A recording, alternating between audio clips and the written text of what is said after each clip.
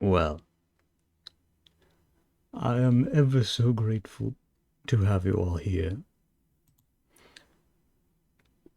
I'm being told there are four of you here, and I hope that is true. Because, what is it? Polls are a big part of how this is supposed to work.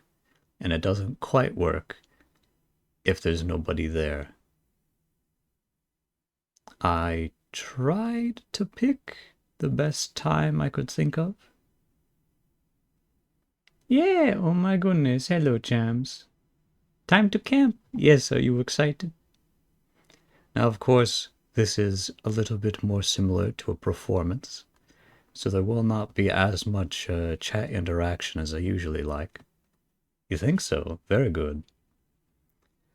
Uh, you all will be collectively controlling one character, and that character will be the one that interacts with the many me's in the world around you, however you choose, in uh, a limited variety of ways, admittedly. And so with that, let me see if I can send you all over. Ah, I may need to quickly hide myself. Uh, nope, never mind, I've done it. Okay. I go quiet now. I wake up from a dreamless sleep. It's the evening already. I should. 1. Look for Mono at the lake. 2. Stay inside the tent.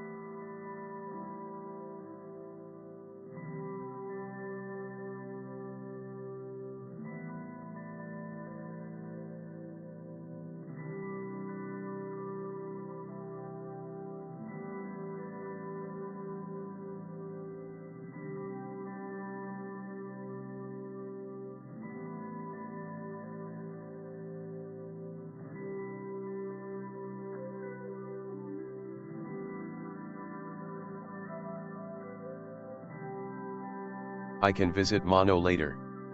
I'll go back inside the tent for now. Ah, my flashlight, almost forgot about that. I'll want that for when it gets dark. Picked up flashlight.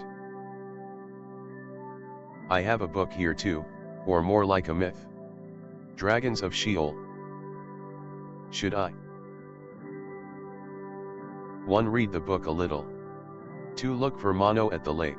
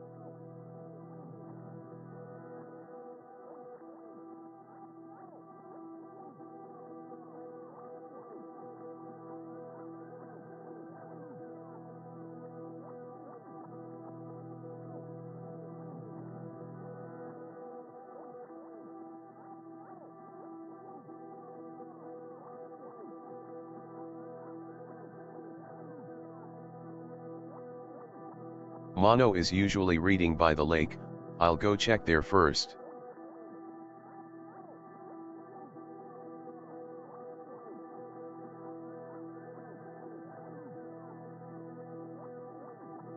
I walk along the path to the lake. These campgrounds are old and nobody would come all the way to the mountains just to clear the path. The road is covered in dirt and all kinds of plants are growing between the road tiles. Mostly untamed weeds that Mono calls heretics. This area does have some beautiful flowers, but they're usually deeper in the forest. I step over a fallen tree and reach the lake.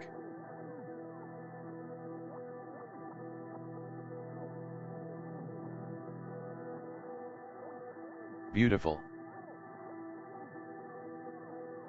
Not as large as Lake Abzu, but the reflection of the mountains is beautiful.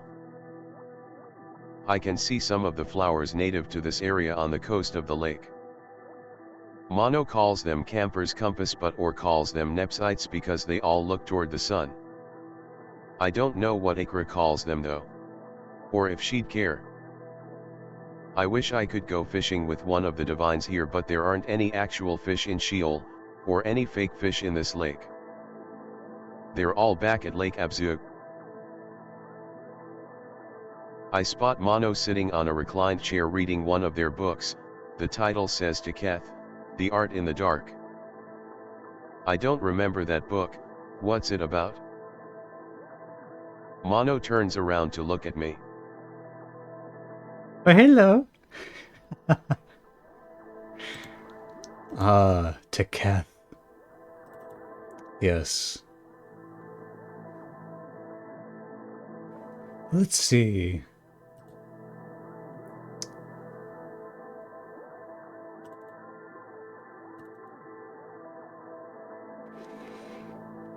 It's hard to summarize, but it's about a liturgical technique called Teketh, which is done in the dark, as the name implies.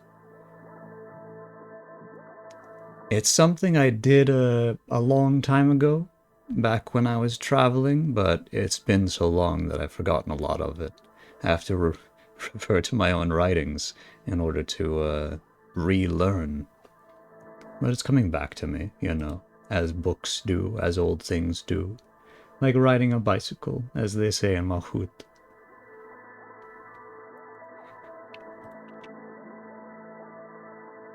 One interesting, I'll have to read that sometime. 2. Would you want to add fish to this lake?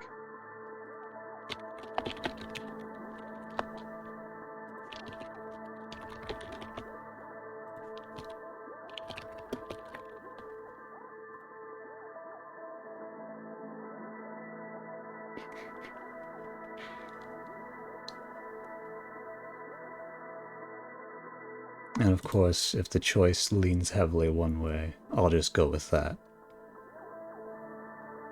I don't want to keep you all sitting here all day, after all. All you sitting around in that noggin over there.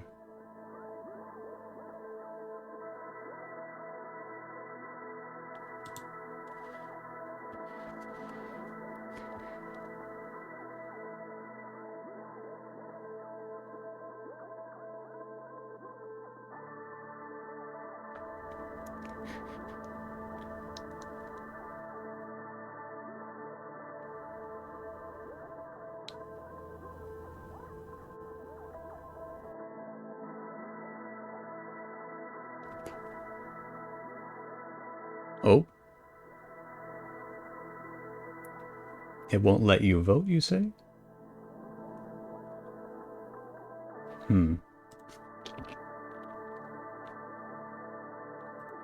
Well... It did say interesting. It says no poll is happening. That's odd.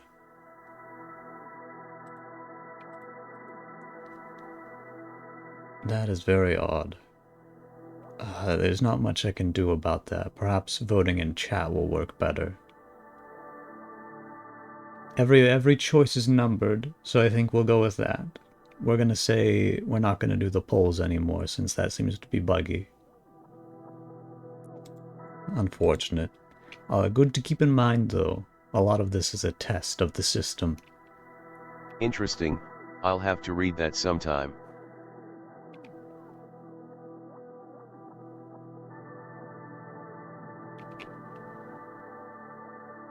One, have Mono read best loved folk tales of the world?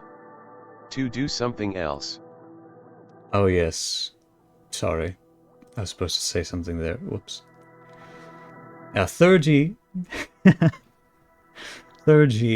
and Teketh isn't very useful for you. But I have some stories I could read for you if you'd like. Mostly imports from Malhut. Best loved folk tales of the world. Their world, of course.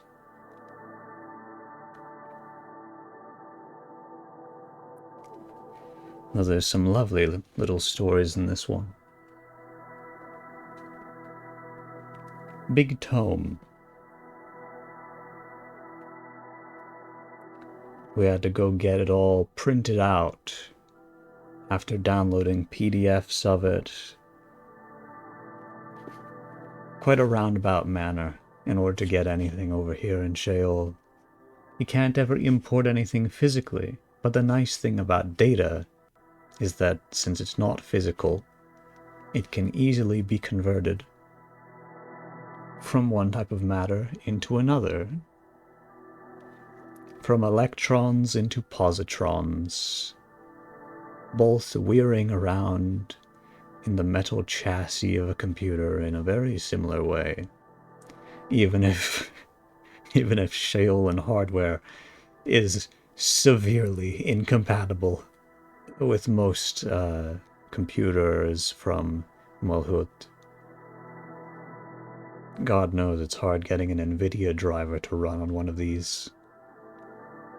I did bring a little laptop in case we wanted to do something.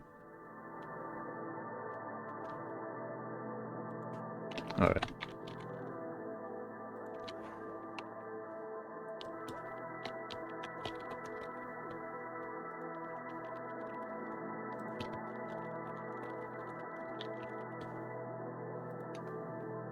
I guess I'll put that pole there. It's always scuffed when it's a V2. True.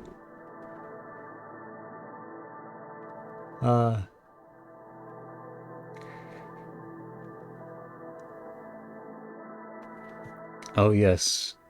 And how could I forget the lake? Isn't it so nice how you can hear the waves of the lake gently lapping against the shore?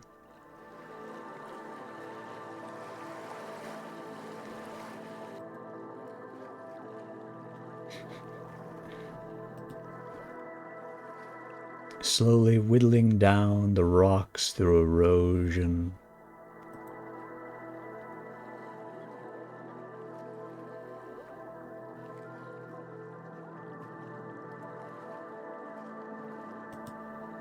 Wish to read? Very well.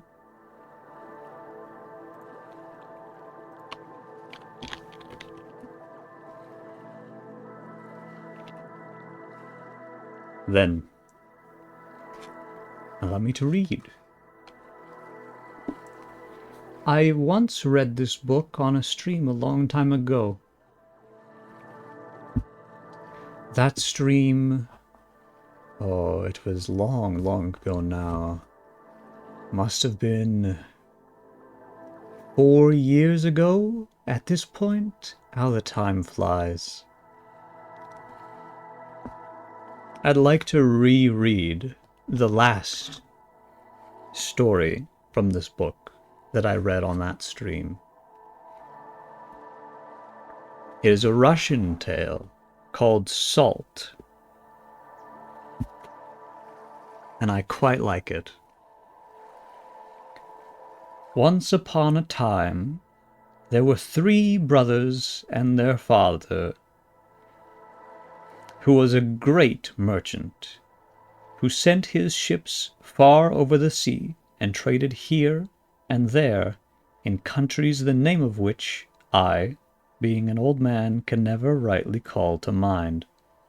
Well, the names of the 2 elder brothers do not matter, but the youngest was called Ivan the Ninny, because he was always playing and never working.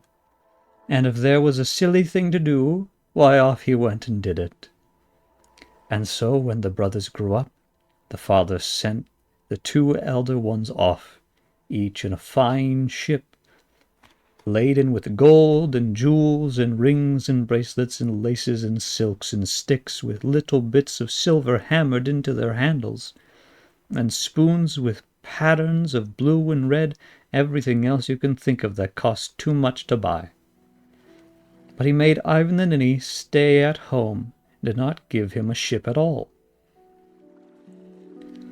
Ivan saw his brothers go sailing off over the sea on a summer morning to make their fortunes, and come back.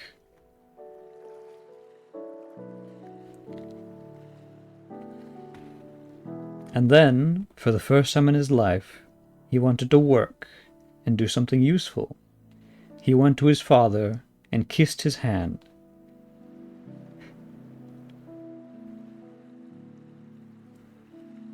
And kissed the hand of his little old mother, and begged his father to give him a ship that he could try his fortune like his brothers.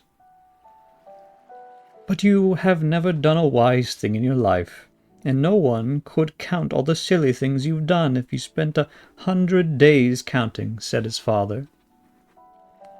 True, said Ivan, but now I'm going to be wise, and sail the sea, and come back with something in my pockets to show that I am not a ninny any longer. Give me just a little ship, father mine, just a little ship for myself. Give him a little ship, said the mother. He may not be a ninny after all. Very well, said his father. I will give him a little ship, but I'm not going to waste good rubles by giving him a rich cargo. Give me any cargo you'd like, said Ivan. So his father gave him a little ship, a little old ship, and a cargo of rags and scraps and things that were not fit for anything but to be thrown away. And he gave him a crew of ancient old sailormen who were past work, and Ivan went on board and sailed away at sunset, like the ninny he was, and the feeble ancient old sailormen pulled up their ragged dirty sails, and away they went over the sea to learn what fortune, good or bad, God had in mind for a crew of old men with a ninny for a master. The 4th day after they set sail, there came a great wind over the sea. The feeble old men did the best they could with the ship, but the old torn sails tore from the masts, and the wind did what it pleased, and threw the little ship on an unknown island away in the middle of the sea. Then the wind dropped and left the little ship on the beach, and Ivan the Ninny and his ancient old men, like good Russians, praising God that they were alive. Well, children, said Ivan, for he knew how to talk to sailors, do you stay here and mend the sails and make new ones out of rags we carry as cargo, while I go inland to see if there is anything that could be of use to us. So the ancient old sailormen sat on deck with their legs crossed and made sails out of rags, of torn scraps, of broken brocades, of soiled embroidered shawls, of all the rubbish that they had with them for a cargo. You never saw such sails. The tide came up and floated the ship, and they threw out anchors at bow and stern, and sat there in the sunlight making sails and patchings, and talking of the days when they were young. All this while, Ivan the Ninny went walking off into the island.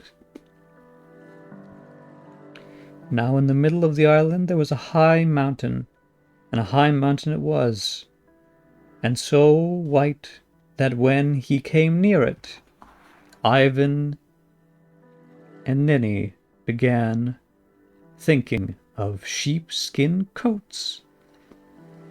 Although it was midsummer, and the sun was hot in the sky, the trees were green round about, but there was nothing growing on the mountain at all. It was just a great white mountain piled into the sky in the middle of a green island. Ivan walked a little way up the white slopes of the mountain, and then he felt thirsty. He thought he would let a little snow melt in his mouth. He took some in his fingers and stuffed it in. Quickly it came out. Again I can tell you, for the mountain was not made of snow, but of good Russian salt. And if you want to try what a mouthful of salt is like, you may. Ivan the Ninny did not stop to think twice. The salt was so clean and shone so brightly in the sunlight. He just turned round and back to the shore and called out to his ancient old sailormen and told them to empty everything they had on board over into the sea. Over it went, rags and tags and rotten timbers. All the little ship was empty as a soup bowl after supper, and then those ancient old men were set to work carrying salt from the mountain, taking it on board the little ship, stowing it away below deck, till there was not room for another grain.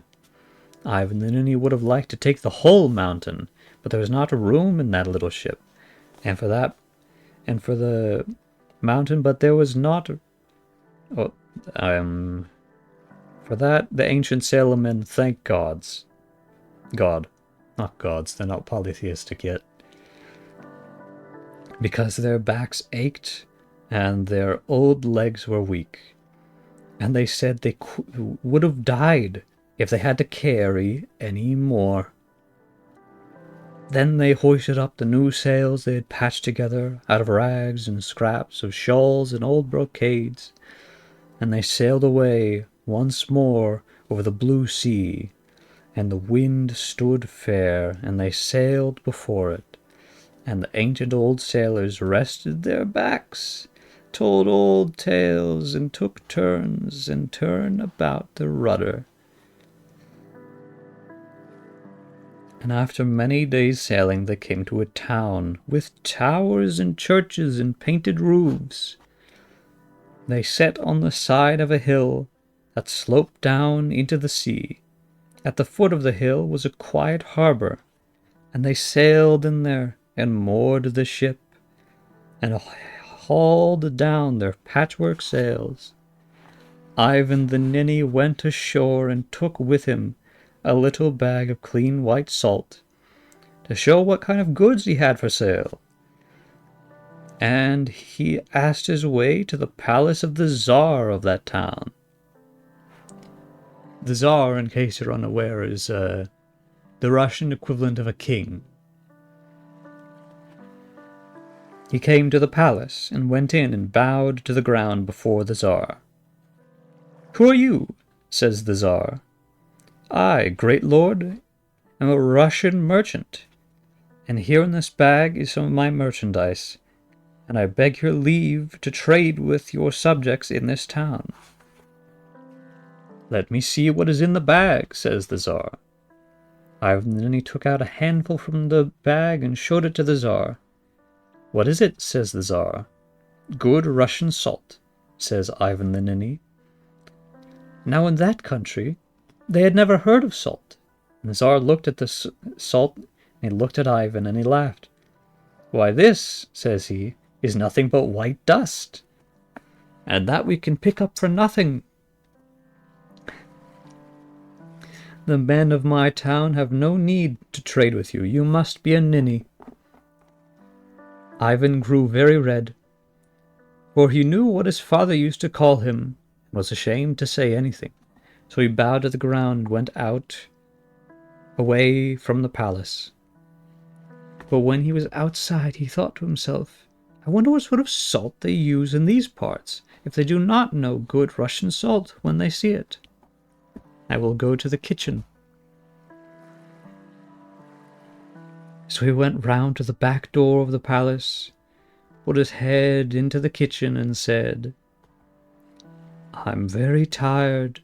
May I sit down here and rest a little while?"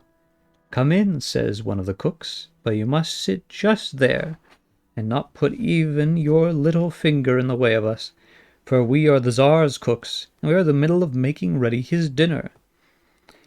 And the cook put a stool in the corner out of the way. Ivan slipped round the door, sat in the corner, and looked about him.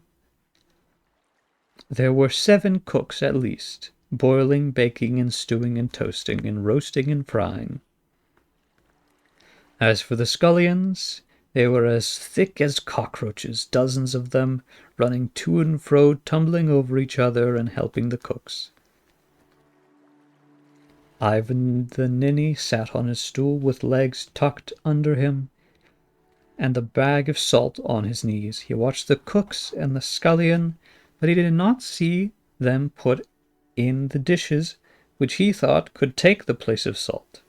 Did not see them put anything in the dishes that could take the place of salt. No, the meat was without salt, the kasha was without salt, and there was no salt in the potatoes. Ivan nearly turned sick at the thought of the tastelessness of all that food. There came the moment when all the cooks and the scullions ran out of the kitchen to fetch the silver platters which to lay the dishes.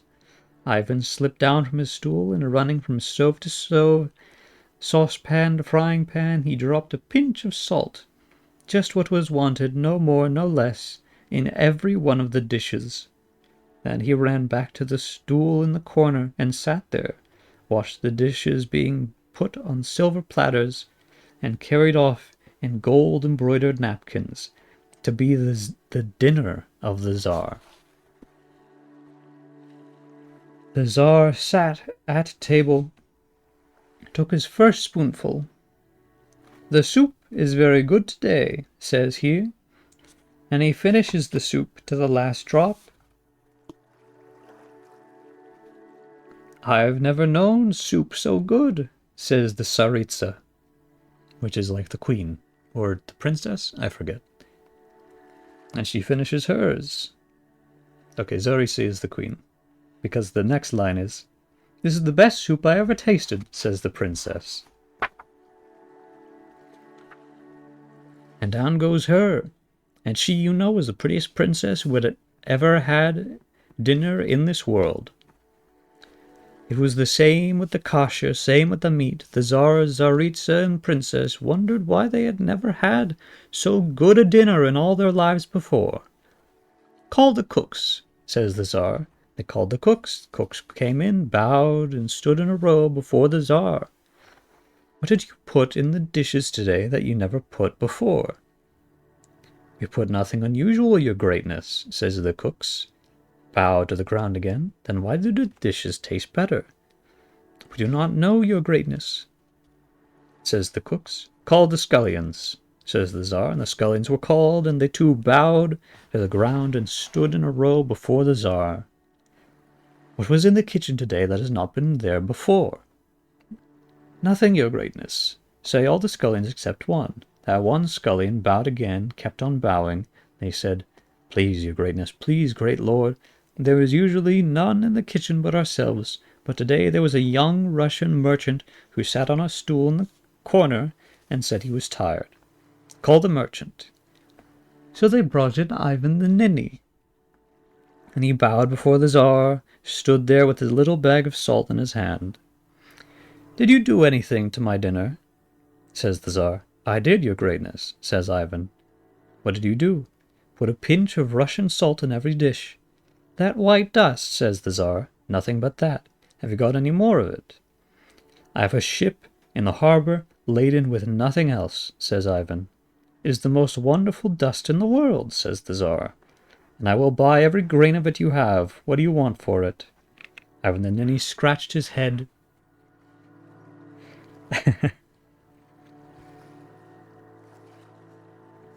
And he thought that if the Tsar liked it as much as all that, it must be worth a fair price. So he said, "We will put the salt into bags, and for every bag of salt you must give me 3 bags of the same weight, 1 of gold, 1 of silver, and 1 of precious stones. Cheaper than that, your greatness, I could not possibly sell." "Agreed," says the Tsar. "And a cheap price, too, for a dust so full of magic that it makes dull dishes tasty, tasty dishes so good that there is no good looking away from them." So all the day long, far into the night, the ancient old sailormen bent their backs under sacks of salt, and bent them again under sacks of gold and silver and precious stones.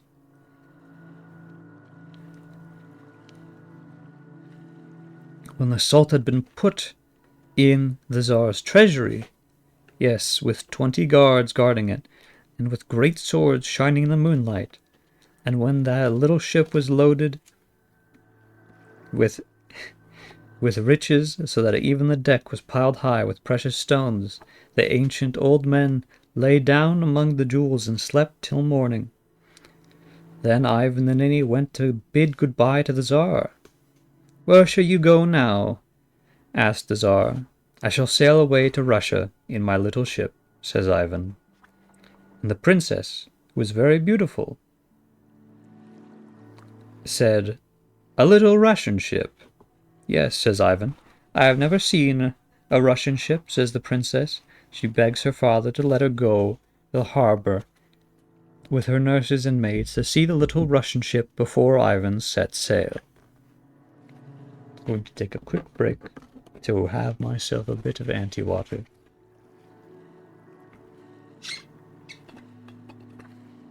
How are we liking the story so far?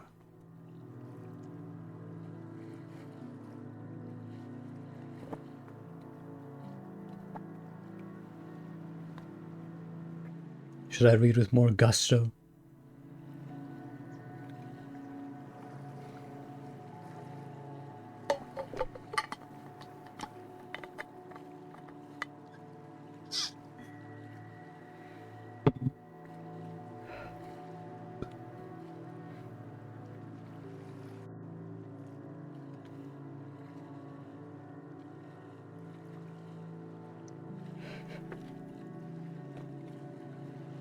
Love it? Very good. How fitting that this is a summer story, talking about how hot it is outside, and here I am fanning myself off right next to this lovely lake.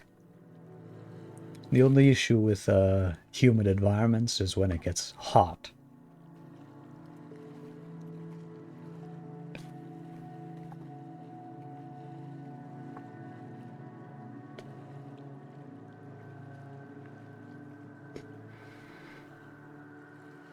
So the princess came with Ivan to the harbor, and the ancient old sailorman took them on board. She ran all over the ship, looking at this, now at that, and Ivan told her the names of everything, the deck, the mast, the rudder. "May I see the sails?" she asked, and the old men hoisted up the ragged sails, and the wind filled the sails and tugged. "Why doesn't the ship move when the sails are up?" "The anchor holds her," said Ivan. "Let me see the anchor," says the princess. "Haul up the anchor, my children, and show it to the princess," says Ivan the merchant to the ancient sailorman. And the old men hauled up the anchor and showed it to the princess, and she said it was a very good little anchor. But of course, as soon as the anchor... In bed being cozy, very good.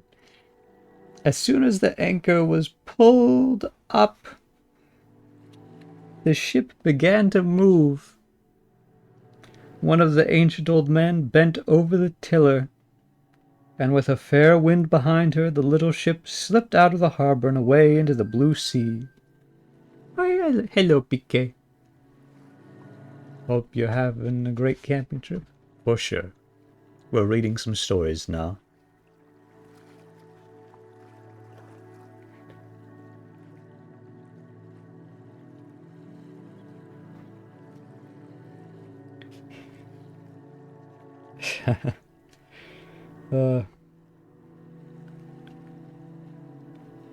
When the princess looked round, thinking it was time to go home,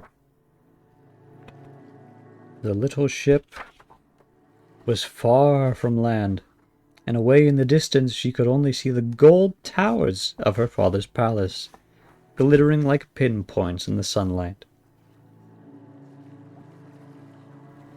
Her nurses and maids wrung their hands and made an outcry. The princess sat down on a heap of jewels and put a handkerchief to her eyes and cried and cried and cried. Ivan the Ninny took her hands and comforted her and told her of the wonders of the sea that he would show her, the wonders of the land. And she looked up at him while he talked, and his eyes were kind and hers were sweet. At the end of it, they were both very well content and agreed to have a marriage feast as soon as the little ship should bring them to the home of Ivan's father. Well, they move quite fast, don't they? Merry was the voyage. All day long Ivan and the princess sat on the deck and sang sweet things to each other. And at twilight they sang songs and drank tea and told stories. As for the nurses and maids, the princess told them to be glad, so they danced and clapped their hands and ran about the ship and teased the ancient old sailorman. When they had been sailing many days, the princess was looking out over the ship. She cried out to Ivan, "See over there, far away, are two big ships with white sails, not like our sails of brocade and bits of silk." Ivan looked, shading his eyes with his hands. "Why, those are the ships of my elder brothers," said he. "We shall all sail home together." And he made the ancient old sailormen give a hail in their cracked old voices, and the brothers heard them. And they came on board to greet Ivan and his bride. And when they saw that she was a Tsar's daughter, and the very decks were heaped with precious stones because there was no room below, said one thing to Ivan and something else to another. To Ivan they said, "Thanks be to God, he has given you good trading." But to each other, "How can this be?" says one. "Ivan the Ninny bringing back such a cargo, while we in our fine ships only have a bag or two of gold?" "And what is Ivan the Ninny doing with a princess?" says the other. And they ground their teeth and waited their time and came up suddenly, when Ivan was alone in the twilight, and picked him by his head and heels, heaved him overboard into the dark blue sea.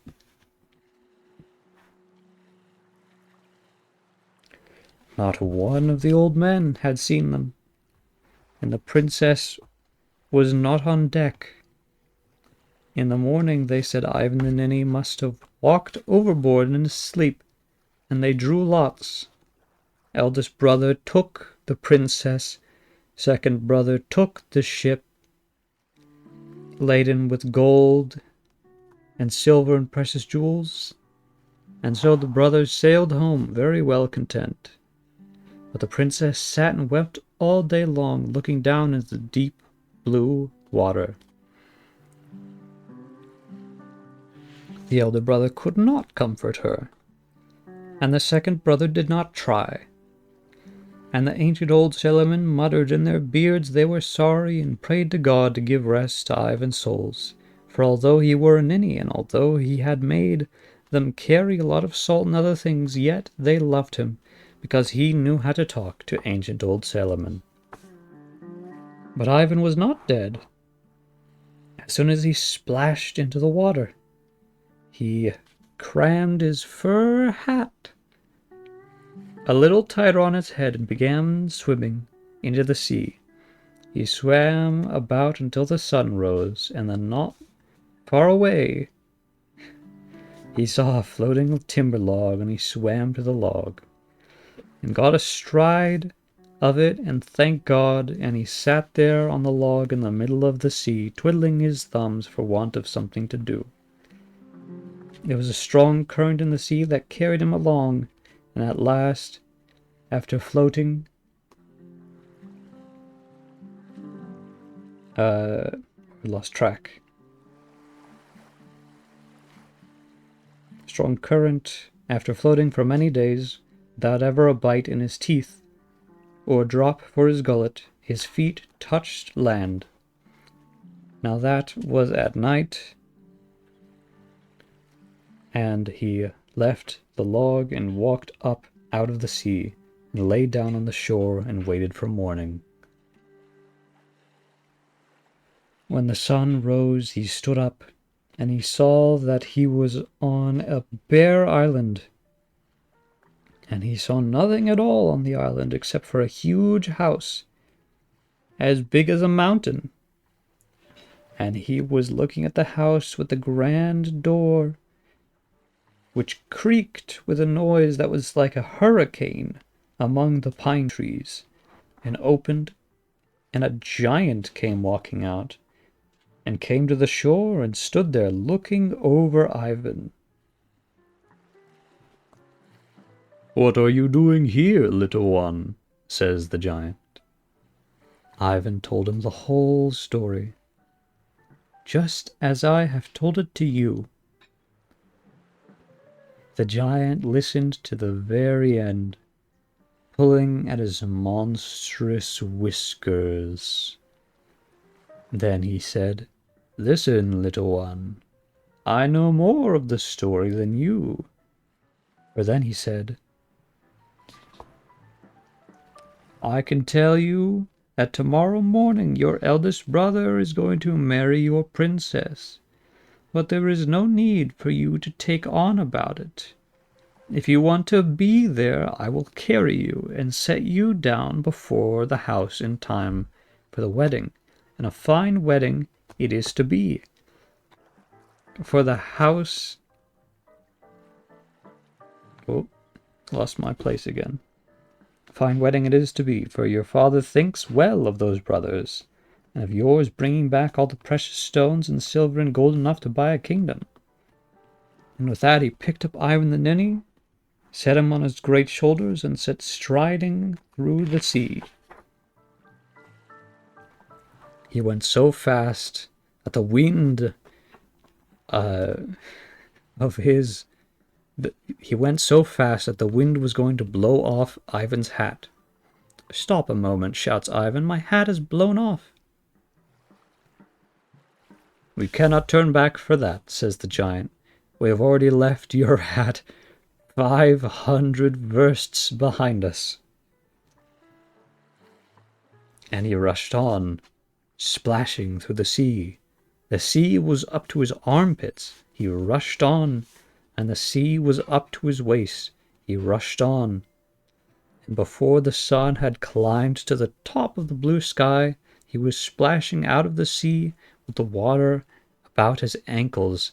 He lifted Ivan from his shoulders and set him on the ground. "Now," says he, "little man, off you run, and you'll be in time for the feast. But don't you dare boast about riding on my shoulders. If you open your mouth about that, you'll smart for it, if I have to come 10,000 versts." Oh, hello, Buddy Bay. Too drunk to pay attention to the stream proper, but you'd pop in and say hi. Welcome in.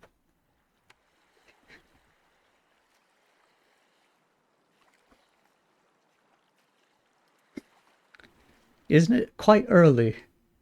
Oh, what do I know? It is the weekend.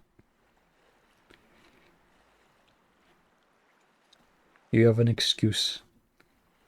Where was I? Oh, yes. Ivan the Ninny thanked the giant for carrying him through the sea, promised he would not boast, and then ran off to his father's house. Long before he got there, he heard the merchants in the courtyard playing, as if they wanted to wear out their instruments before night.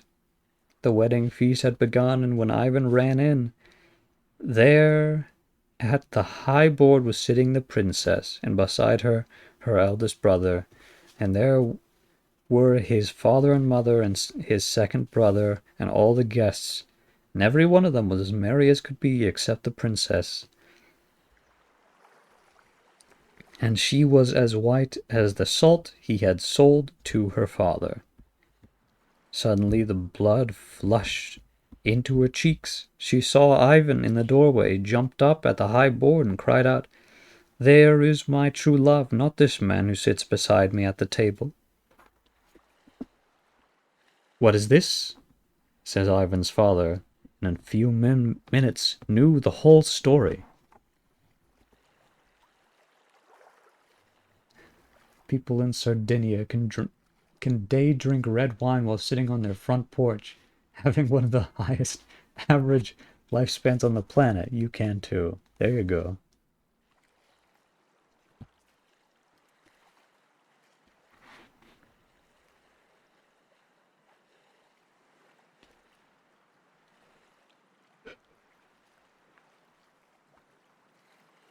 He turned the two eldest brothers out of doors and gave their ships to Ivan, and married him to the princess, and made him his heir. And the wedding feast began again, and they sent for the ancient old sailorman to take part in it. And the ancient old sailorman wept with joy when they saw Ivan and the princess, like two sweet pigeons sitting side by side.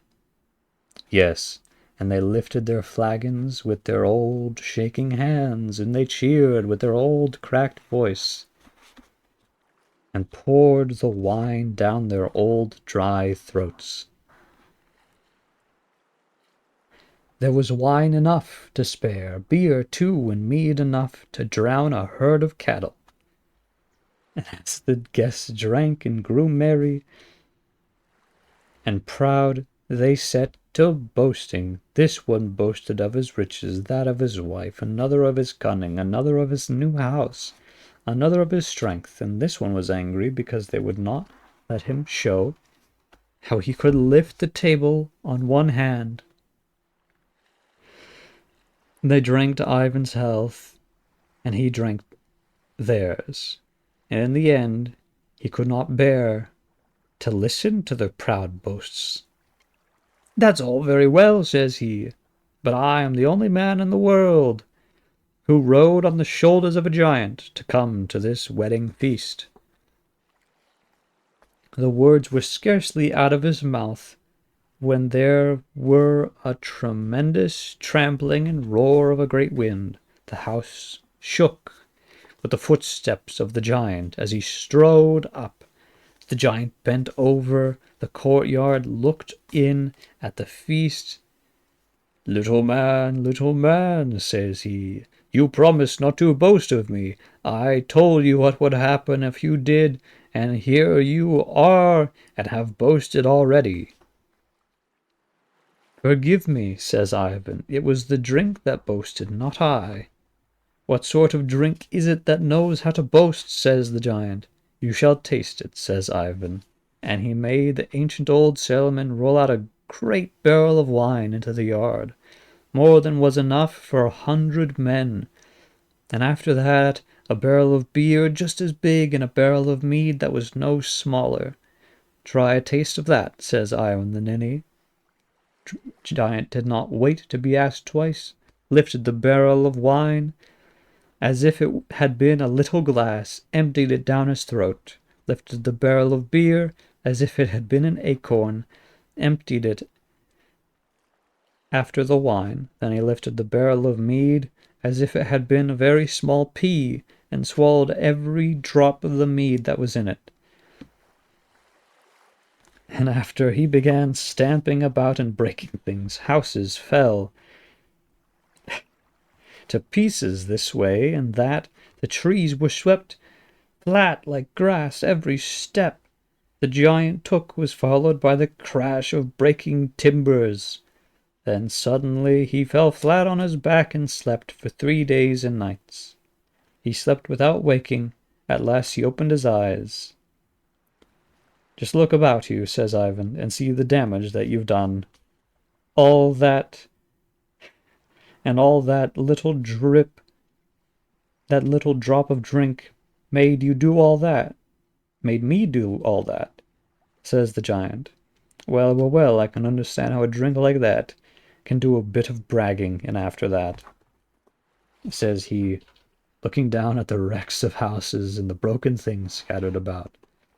After that, says he, you can boast of me for 1,000 years and I'll have nothing against you.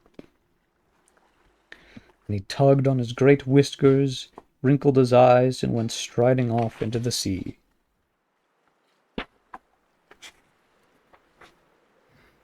Now that is the story about salt, and how it made a rich man of Ivan, and the ninny, and besides gave him the prettiest wife in the world, a Tsar's daughter.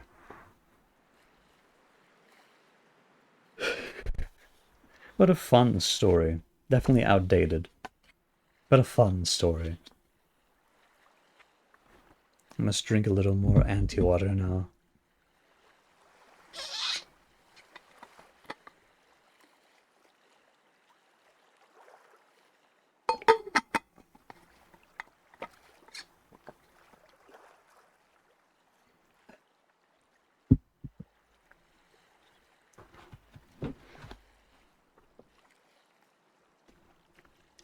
And this is what I love about these stories, is this is a very simple story. A little silly set of sailors goes and finds a mountain of salt, sells it to a king, accidentally steals the daughter of the king, and ends up marrying her within like a week. Oh, hello, Beldery. Yes, a lovely, lovely thing.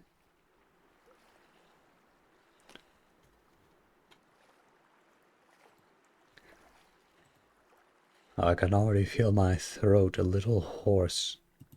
A little hoarse? Where? No.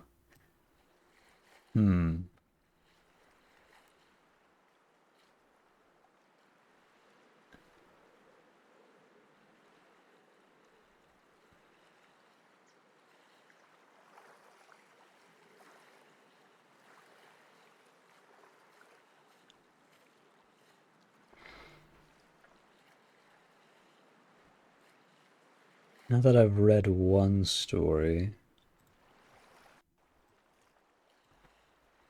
let's see.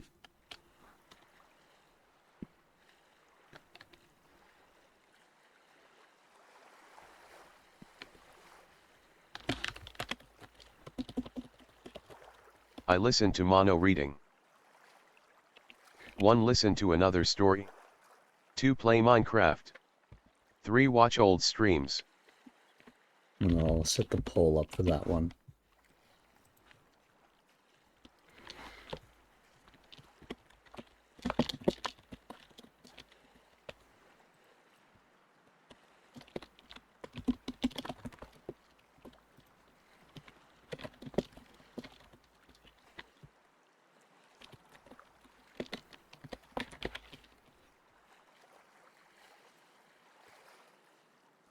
Set that to 2 minutes so I can give my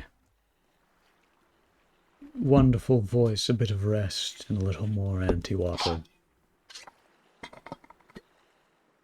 And you can vote multiple times.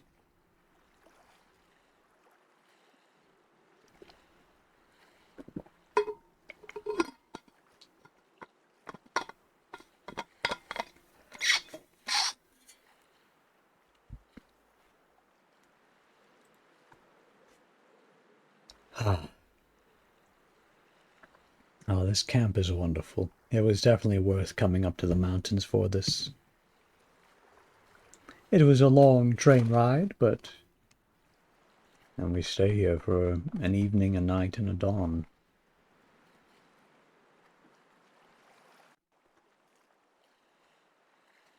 all under the light of the nearly full moon.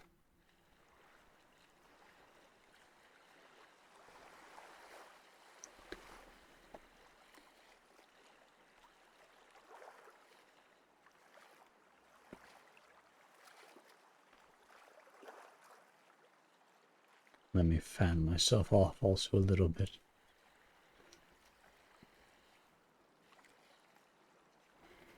It's a nice evening, but these summers,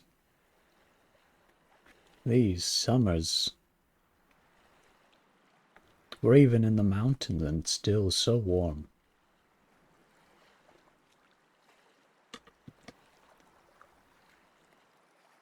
I suppose maybe that's the lake increasing the humidity around here. Let's see, can I? Yes. Take off the mask.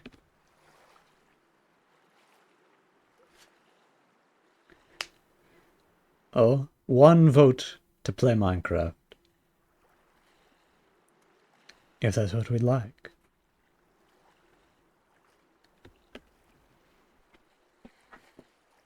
Then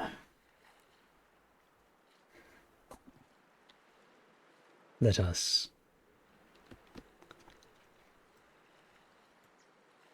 this I will have to set up a little bit, but this is fine.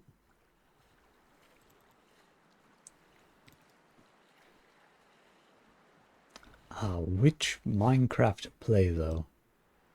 Always the fun choice. I think I'll go with this new mod pack I've been working on.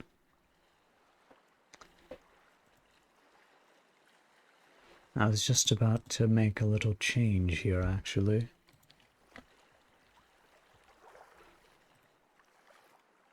Remove these 2 things. And add in these 2 things. Or why not these 4 things? And I'll see if this launches before I add it to the scene. I'll also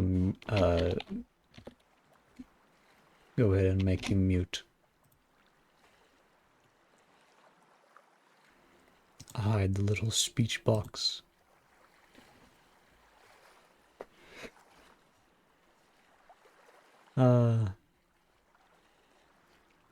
It's really hilarious how much time it takes to program these responses. I sat there trying to think of ways to do the voice generation. I started looking into like synthetic voices. I didn't want to do like AI voices. I think that's overdone. I knew I wanted this one to have a robotic voice of some kind. I looked into Vocaloid. But the idea of having to build every sentence by syllable sounded like a torment. Perhaps there is a dictionary that could be constructed or already exists, which... Yes, hold on. Because you could use a database that approximates the syllables in the pronunciation of words to syllable pronunciations using a Vocaloid type synthetic voice.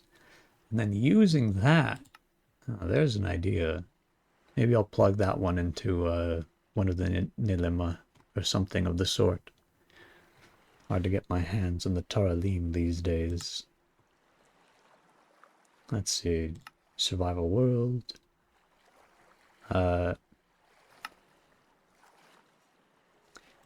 Then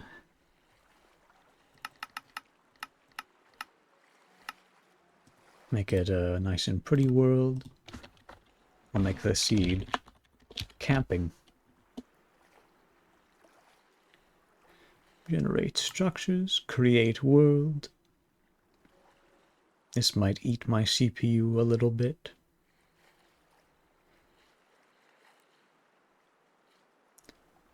as it generates.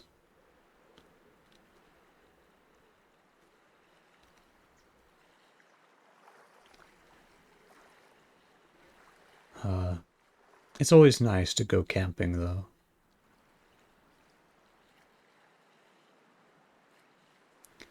To get away from things for a bit, just have a bit of peace.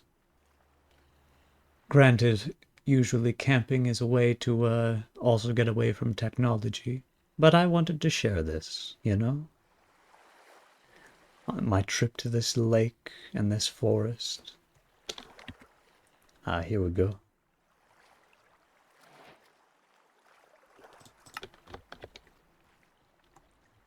Now then,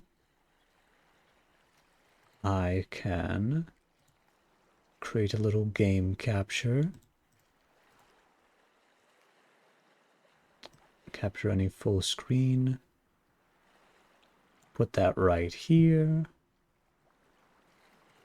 Then if I make this full screen, F11, then that should show up over there. Yep. Little big.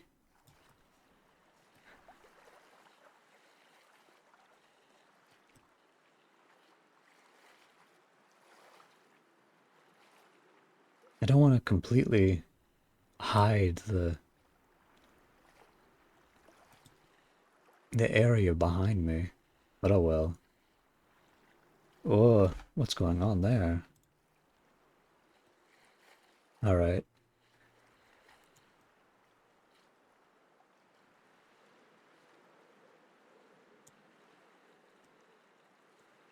I'll have it like this.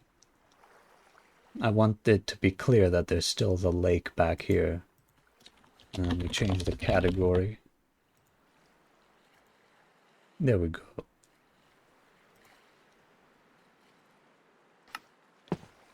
Here we are.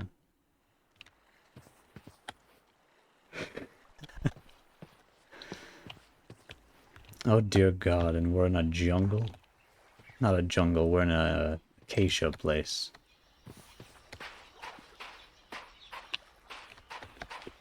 This could be bad. We have temperature in this one. I want to make sure I'm somewhere hospitable.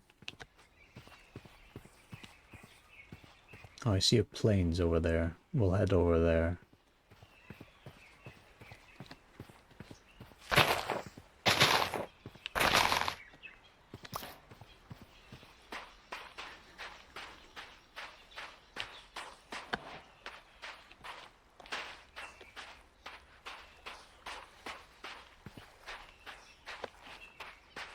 Here we go.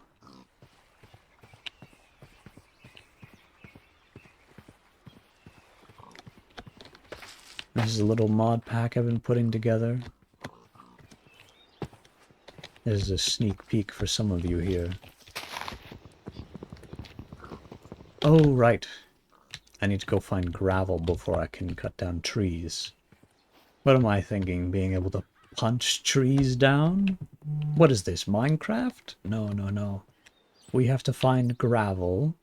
Then we have to make the gravel into flint. Then we have to smash the flint against rocks. And then we have to make that flint into a knife to get some plant fiber. And once we have that plant fiber, then we can tie that around another piece of flint, make a little axe, and then we can cut things down. Of course. How could I be so silly as to forget this?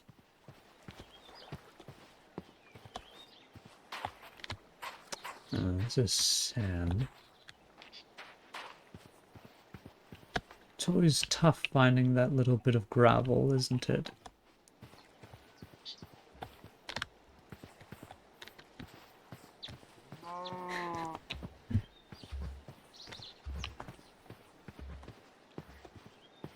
I may want to turn off these shaders for the sake of my poor GPU.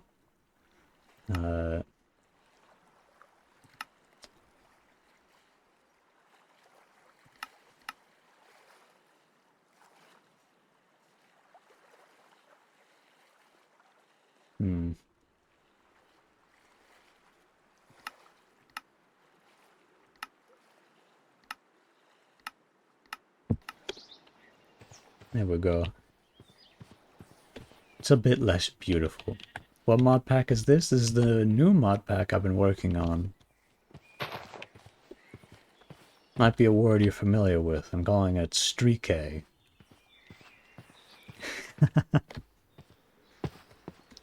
Although I've just removed the mod that only gives you 3 lives because it was unfortunately very buggy. But I have already developed a new system. It's just not in this world. And gravel.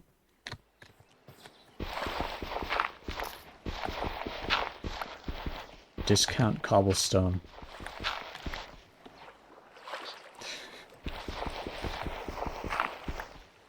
NTP? What's NTP? Oh, no tree punching. Yes.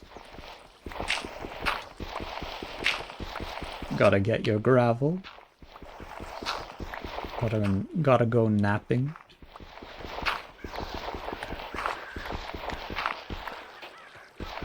Make your tools.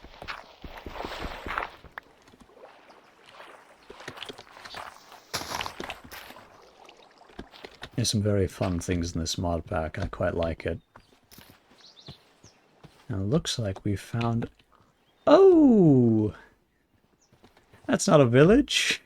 That's the opposite of a village. Okay, you all have fun over there. Oh, that's a camp. Well, what a coincidence. We're camping too. Just a different kind of camp. A weapon camp. That over there, that is a dungeon. So we can sneak into there and get some very fun loot. Yeah, a camp for terrorists. There you go. You know, it's like summer camp. Or not like summer camp. It's like what do they call it? It's like space camp, but for something a lot more nefarious.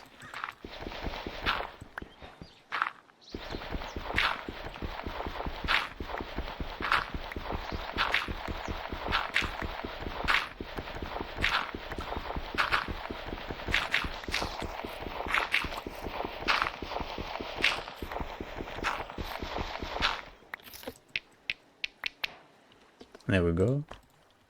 Get some twigs. Make a little flint knife. And we cut up grass.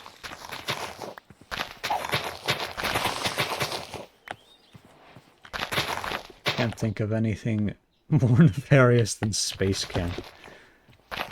Ah, yes.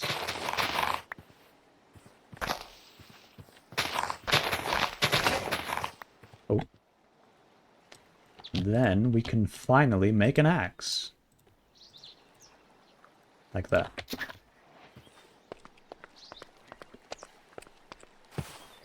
There's so many advancements. Yeah. It's 1.16 now.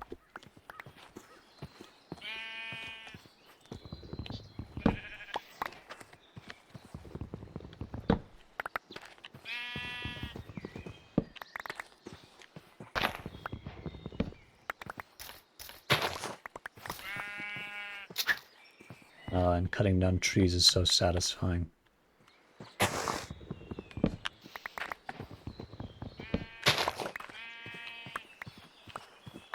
Deforestation is so enjoyable. I love destroying the habitats of these poor animals.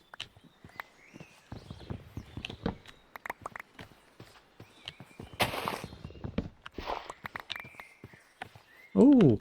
These are wild carrots, I think. Yes. Very good.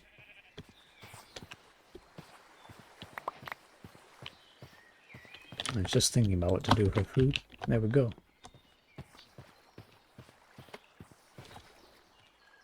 Everything is better with Vein Miner and Vein Miner Derivative. Forests are so beautiful. I can see the McDonald's now. Yes, right here. Ah. Now then. What to make first? Wait.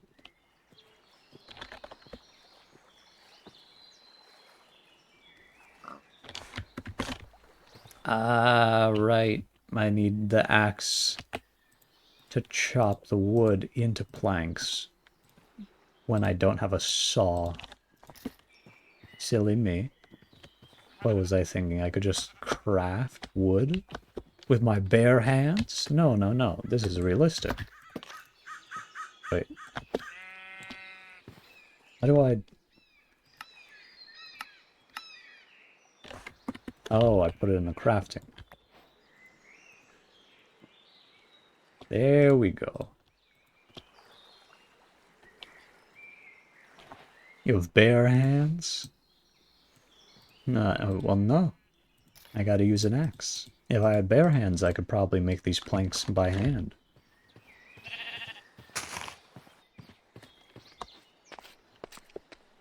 That JEI integration reminds you of Create. We do have Create.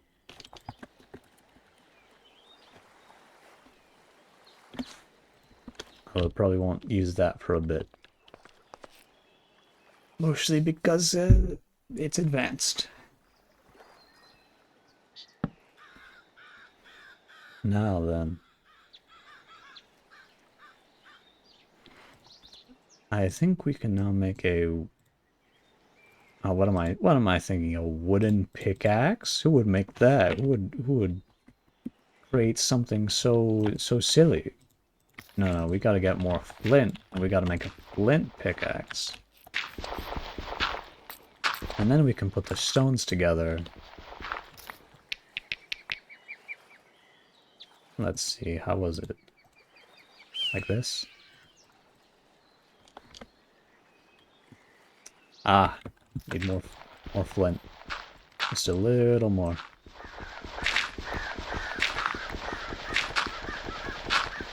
A little more Flint, Michigan.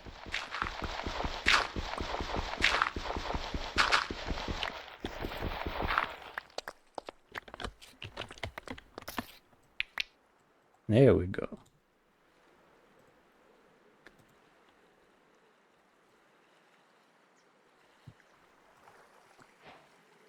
Will it be like Age of Steel, where you can make iron picks but not stone ones? Yeah, it seems so, yes. Or, no, you can make stone ones.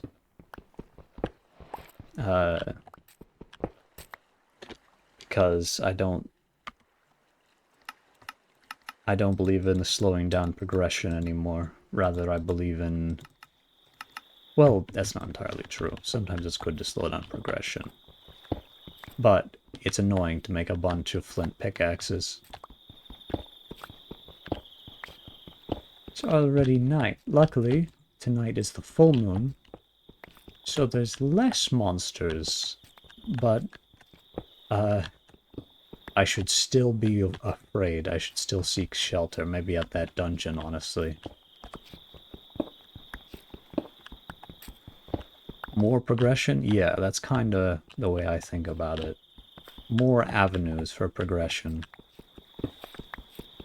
Different ways to progress, which have different benefits. Random question. How do I see? Well, that's a good question. I'm shocked no one has asked that before.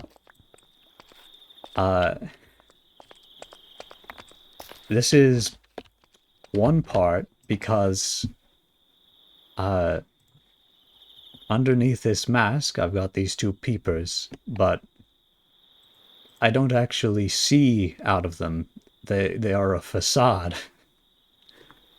Rather, I suppose all of these bisects on my body act as eyes, or like they also act as ears, or any kind of sensory thing. Oh, damn, I'm freezing to death. I gotta get to that dungeon soon. We are going. Oh, I should have killed those sheep.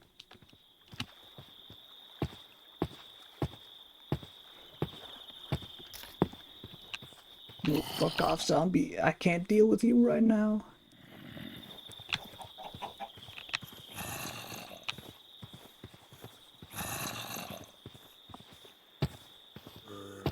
Oh, here it is.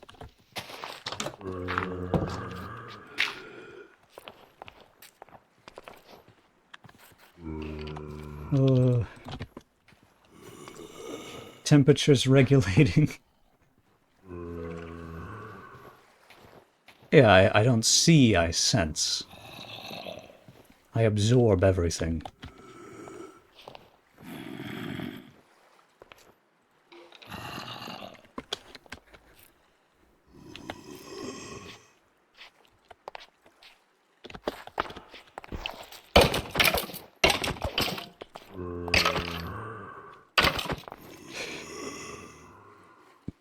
Well, let's make another crafting table. Yeah, it's quite dark underground. Actually, let me pick this up. Go upstairs a little bit. It's going to be easier to see where there are windows since it's a full moon. But once it's the closer it gets to the new moon, the darker it becomes.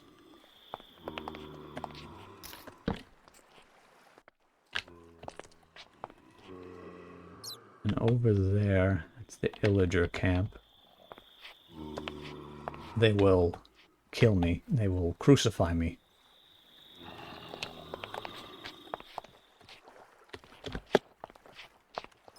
I see why people like this temperature mod a lot more. As long as you're indoors, you're pretty much fine. I'm sure that changes with different factors, though. Okay, so... Stone tools. No, we cannot make stone tools. God damn it. What do you mean? I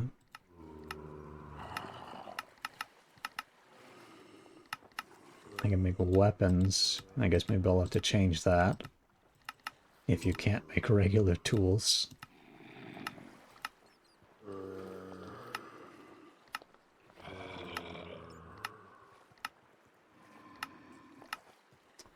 Well, what the fuck do I do? I guess I gotta go find iron? With flint pickaxes? Damn, alright. And we gotta get more flint.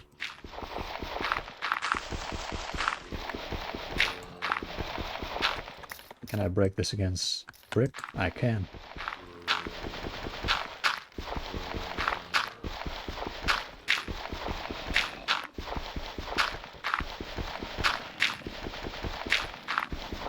I don't think we really have a weapon that we can use. I guess our axe.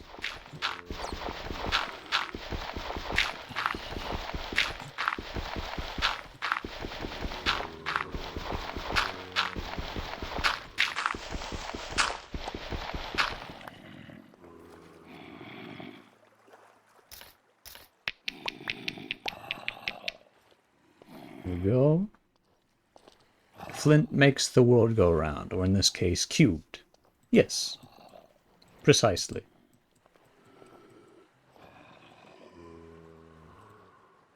Oh, wait. Limiting factor.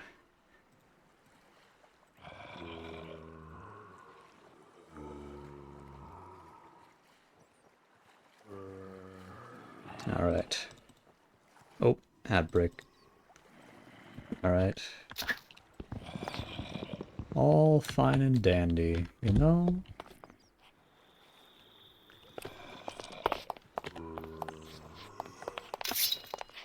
Let's take out our knife. Ignore the moans of the dead.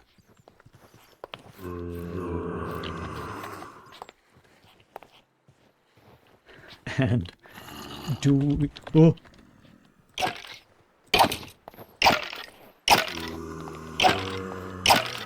I'm going to hope that you drop your rusty shit,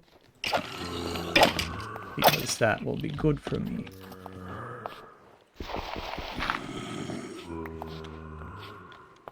You do not, and it is in fact completely pitch black down there.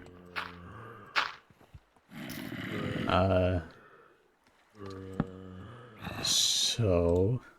furnace.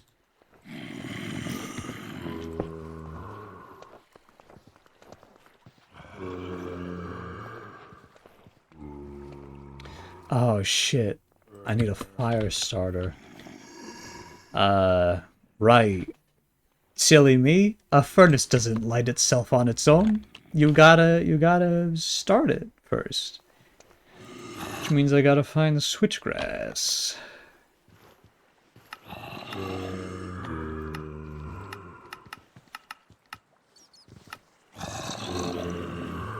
Which is outside, so I kinda gotta... What about the fire starter? Okay, yeah. I just need the one string that I put on this pickaxe. Okay, yeah. So I can't light the furnace because I don't have a flint and steel or switchgrass or one string for the fire starter. How is it outside? Daylight? We're going.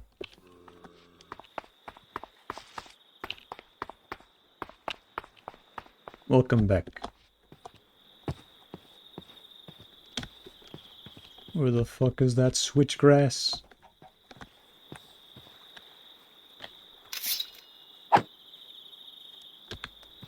Oh right, you don't burn in the sun because you're wearing armor.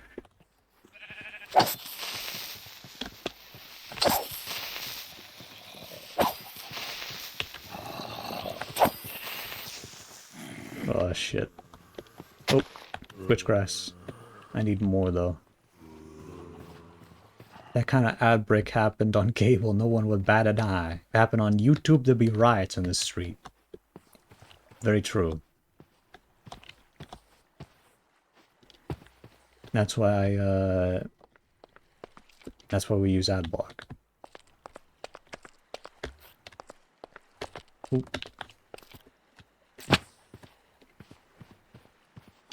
Sometimes I do regret getting affiliate, honestly, because it means the ads run while I'm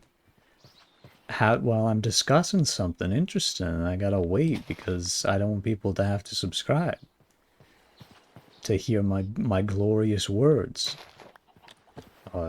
This is so good. We need more flint though. Whoop. Ignore that. Mostly news and porn sites. Yeah.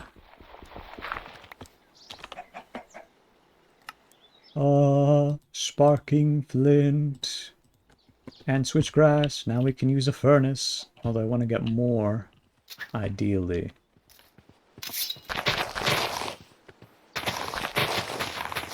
Also want to get more plant fiber.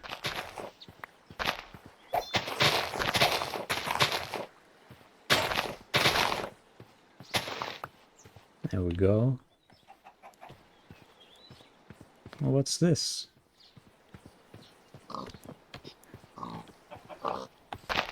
Oh, hello. Poor person. Died while carrying a bucket. How does that happen? And horsies. And a cave. Nope. Dead end. But this. That is a cave.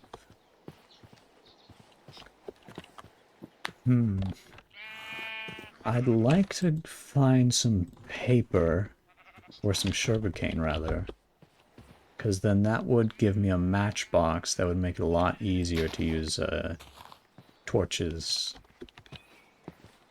Because of course, what, do you think torches light themselves? No, no, no, you gotta strike the coal with a matchbox, or a flint and steel. I suppose the sparking flint might work, but it's not ideal.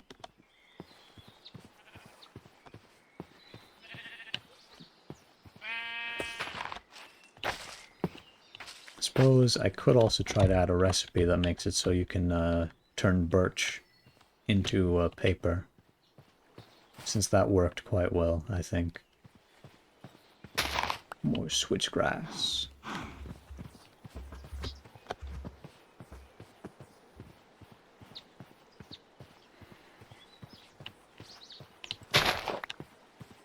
There we go.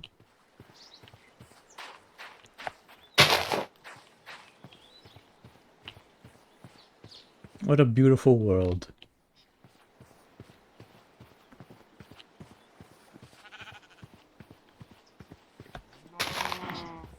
Oh, more wild carrots. Don't mind if I do.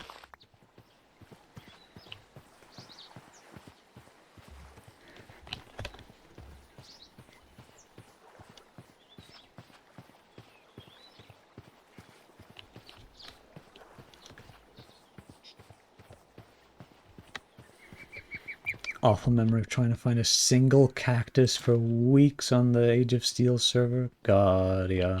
There were a lot of problems with that mod pack, I think.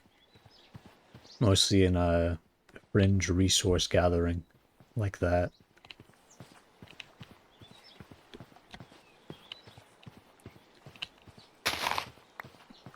Reminds me of when you had to go hunt for a single rabbit hide. So you had to find a desert because otherwise you were going to die. Good times, good times. You'll be fine. Oh yeah, there is Nature's Compass in this. You'll be happy to hear. As well as 2 other compasses. One called the Seeker's Compass, which lets you find things that you've tracked with it.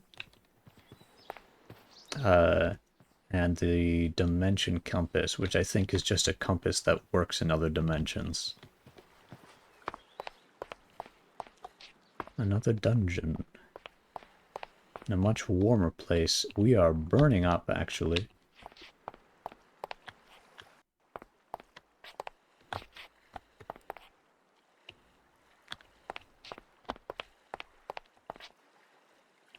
think it's good if we delve here. So, here's my plan. There should be some torches down here, maybe even some paper. So, what do?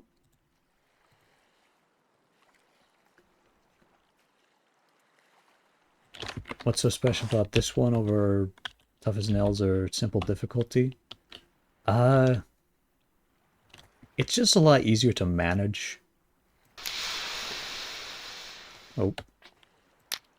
There we go. Light the furnace, and now it cooks.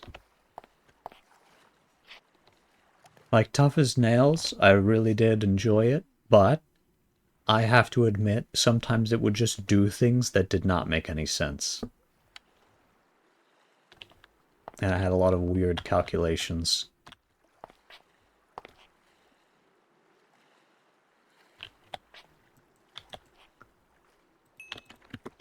Now let me see if this works.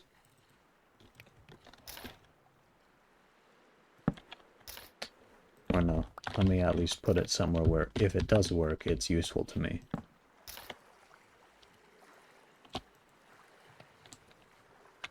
That isn't quite working as I wished.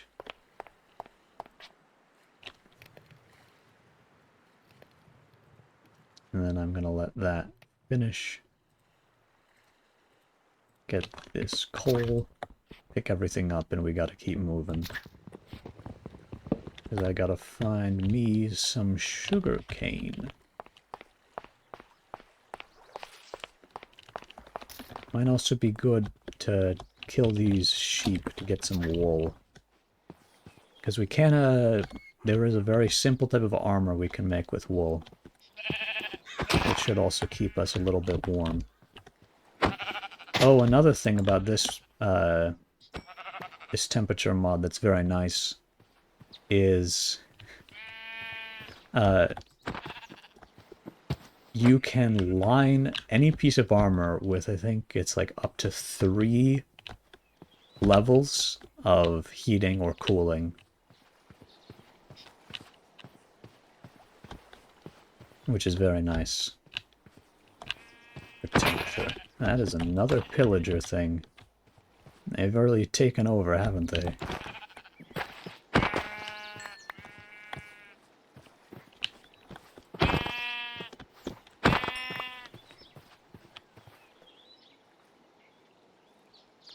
Now then, how does this go again? Yes, this was it. Woolen fabric. So, I'll keep 3 for a bed, and then with 9 we can make a gambeson. It's not gonna do a crazy amount for us, but it's better than nothing.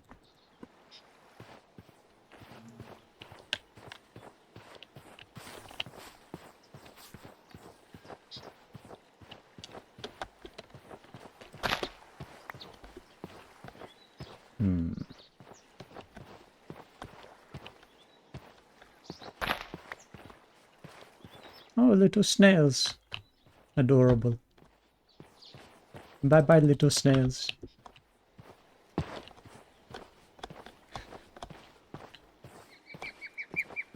I think the funniest thing that one of these mods adds is regular sized spiders that don't really do anything, and those tiny little snails too.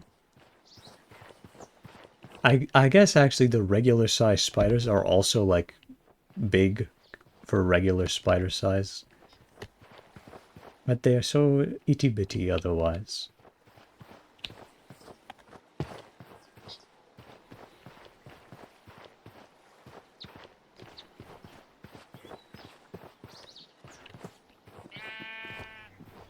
Oh, don't tell me it's getting dark already.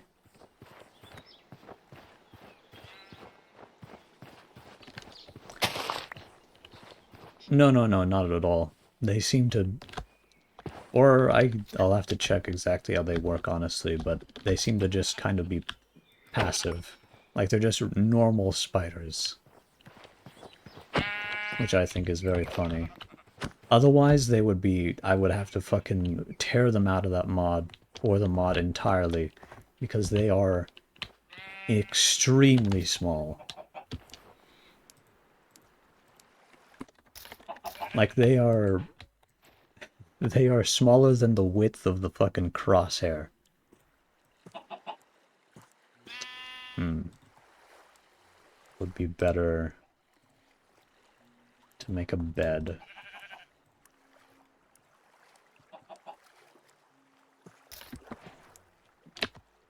Oh, little firefly.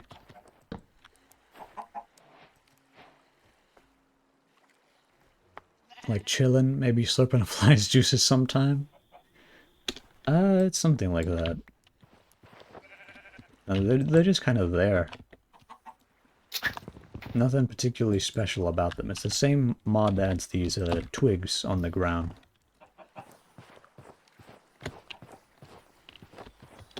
Vibrant journeys.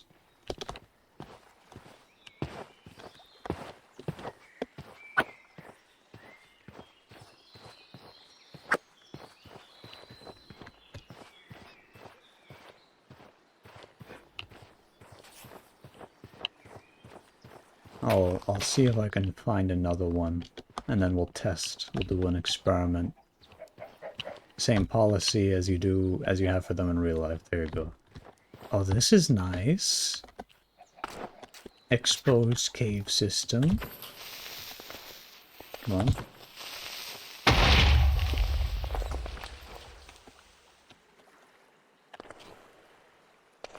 I wonder if there's any iron in here.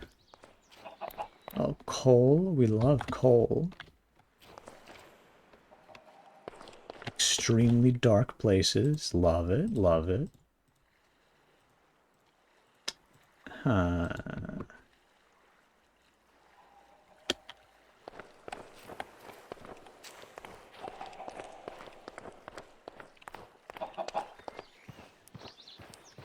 I mean, I'd like to stay around this place, but if I can't see down there, that's a real downer.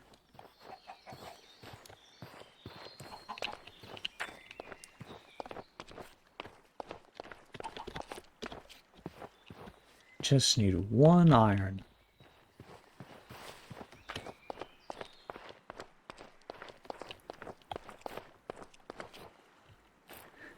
I mean, just look at how dark that is. You probably can't even see very well if you have anything bright next to you. It's just like pitch black. Oh, no, no. No, no, no, that is an illager with a big sword. We are out of here. Bye-bye. Bye-bye. Are they still... They're still following us. There should be... Yes, Sparking Flint should be able to light torches. I'll have to add that. It'll consume a bit of durability, I'm sure, but still. Whoop. They're still after us. How do we lose them? I don't know.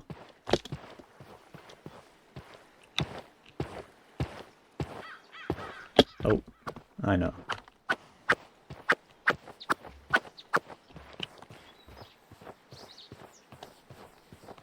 I think we lost them. So scary. Oh, lag.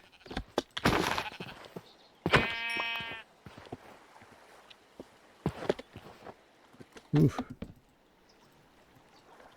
And then I get ganked from behind and die immediately. Quilted coif. Shoes? No. Not quite enough for pants. Oh well. Little hat.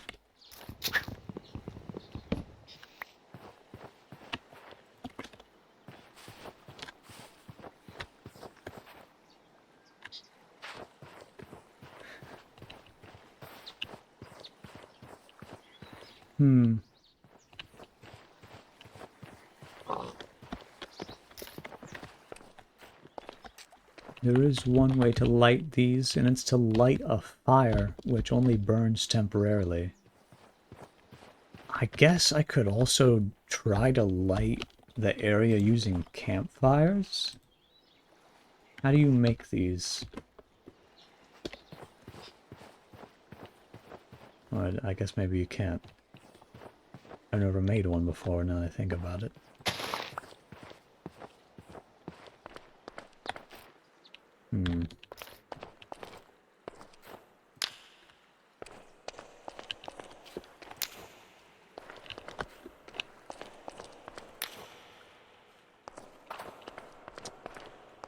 Damn. I guess I have to go lower down.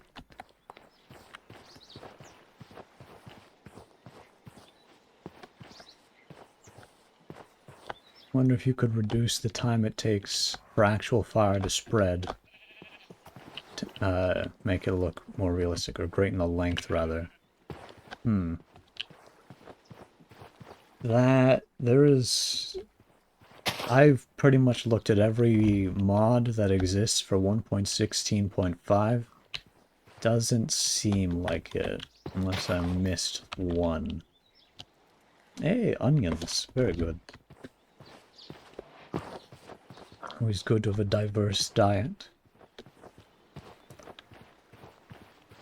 Though we're not really in a position for cooking right now. We still can't even go mining. Though with the more switchgrass we grab, the more opportunities we get. Oh, there's that villager. We walked in a circle. Why am I surprised?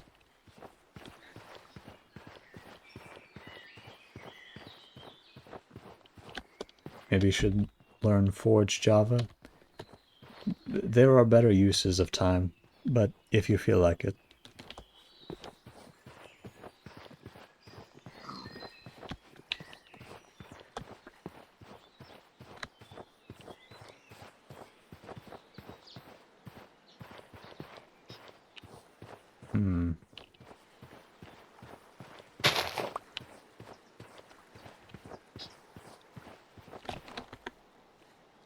Nope. How do I look at my map?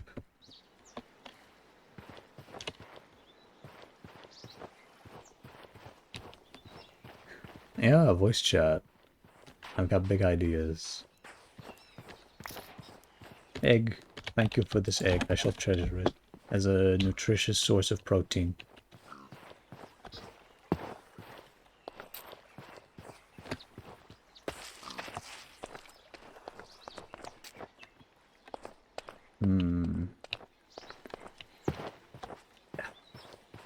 It might be best to go into that dungeon. Oh, okay. Undead warrior, come to take my soul. No, thank you. You have a lovely time.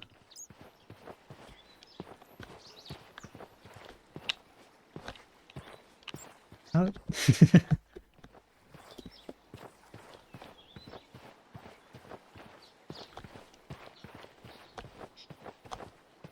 The armies of the dead are relentless.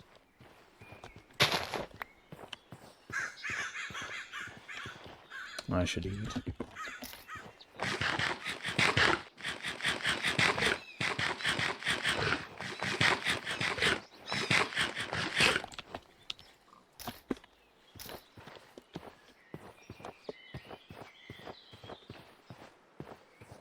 I think I'll set some of this mutton that I have to cook, and I'll slowly make my way down into this dungeon's depths.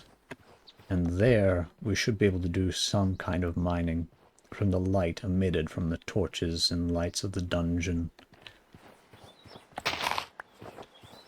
Oh, and we've been spotted by another illager. Delight upon delights.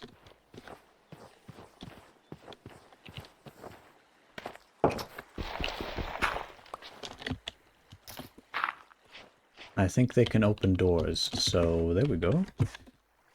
And now we must flee deep into the depths.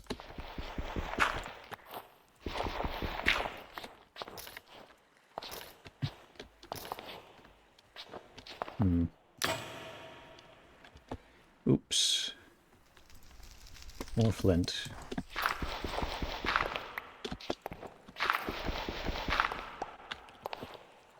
And what was it? This, and... No, what was it? Switchgrass, of course.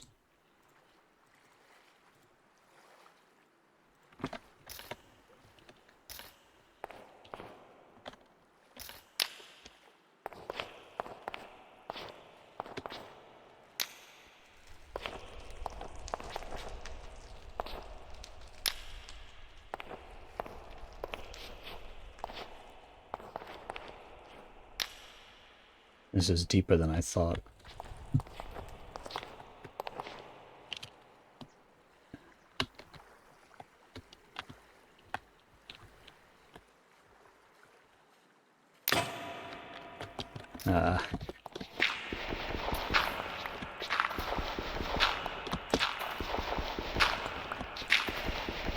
Yes, roguelike dungeons.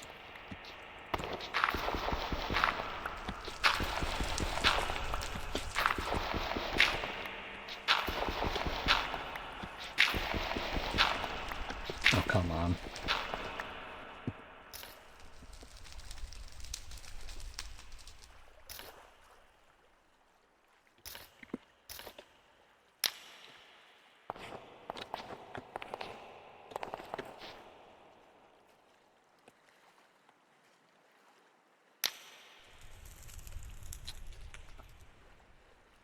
And here we are in the deep.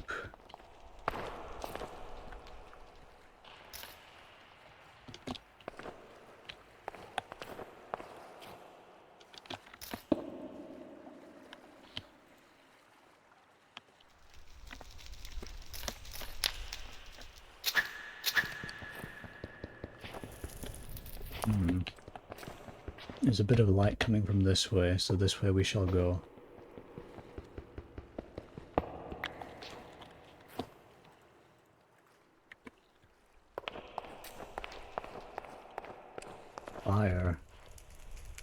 And there is a spawner yonder.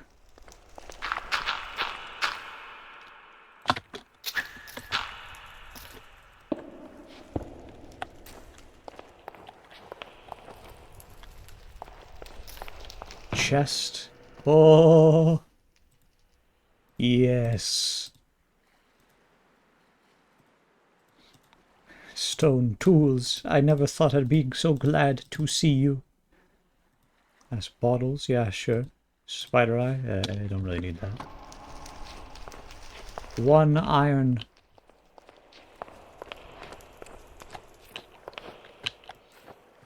Reminds me of what I should make. Some kind of shield.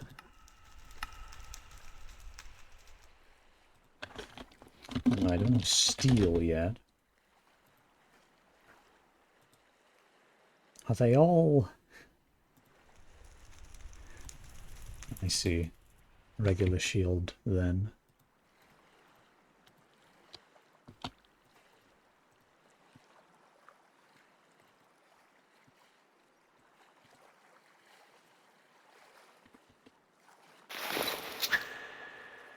Now I'm ready. Glowstone. It's so tempting. Maybe it is better to keep this room lit.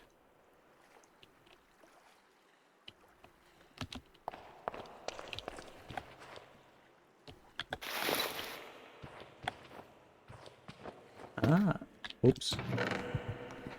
Ah, I wasted the iron on this shield. But arrows, very good. Potion of regeneration shall surely come in handy. And rabbit hides. Ah, what treasures. And music disc, of course.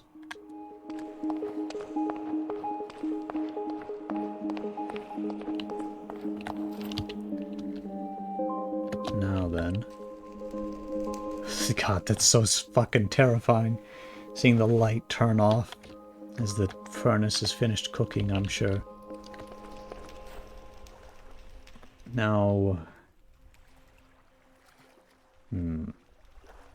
A tree bark. Okay. Never mind. No need to add that birch recipe. I just need to... That's a pickaxe, right? What? Oh, dearie. This is fine. We got this. Make a new axe.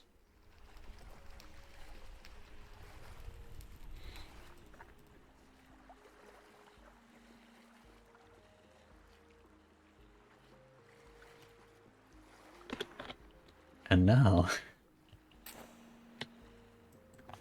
yeah, the cat music disc. Yeah, I think for many of us it holds a core memory. Oh, and we have regular torches. Beautiful regular torches. Then I do this. And we get ourselves a cutting board.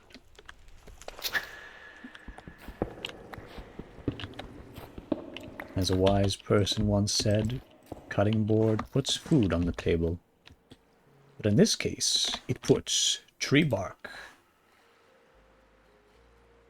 We don't need to use a... Okay, yeah, we can use axes, regular axes. Wait, no.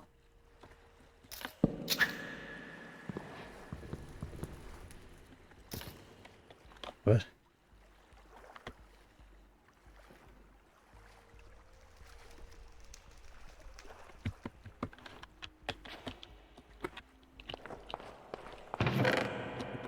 I haven't used this before.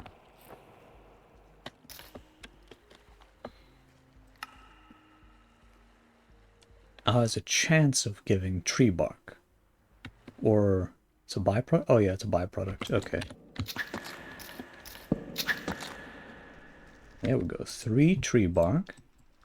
1 paper. Now we just keep this up.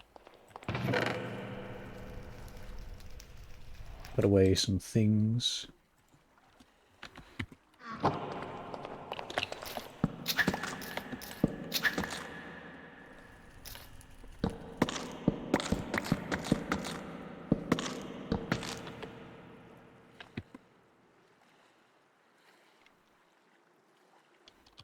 There we go. Oh, you made extra. Oh, I missed your story. Hold on, let me read this. First found out about the Enderman in single-player survival world long time ago. Probably the most scared you felt up to that point in time. Remember playing Minecraft right when they added hunger and thought it was the best thing since sliced Jesus.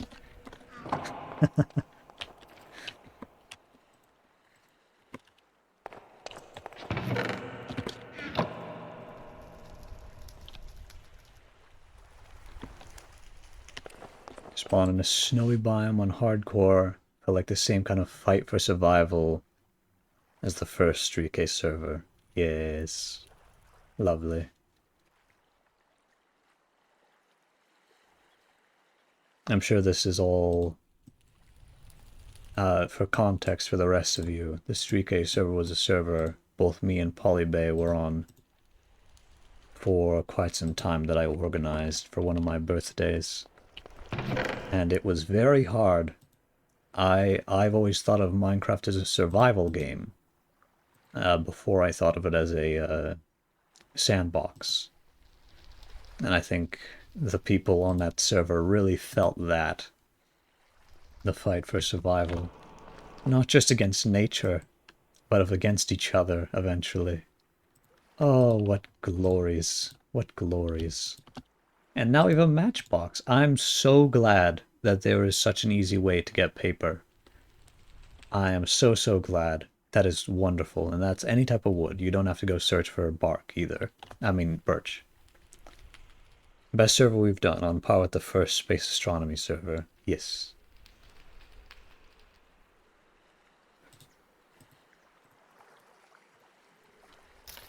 More torches. Always more torches.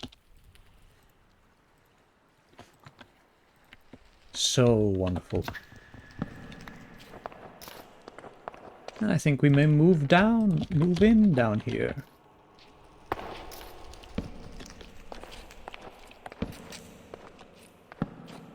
Ooh, iron right there. Very good. And copper. Oh, creeper.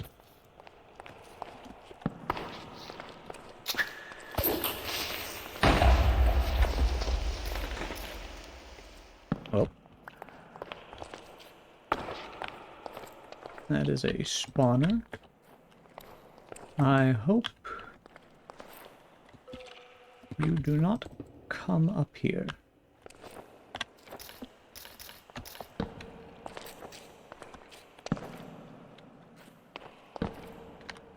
Oh, the morning fog filling the cave. Very nice.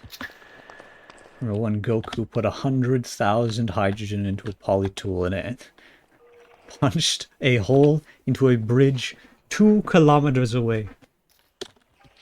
Yes, that was quite something. Oh, iron.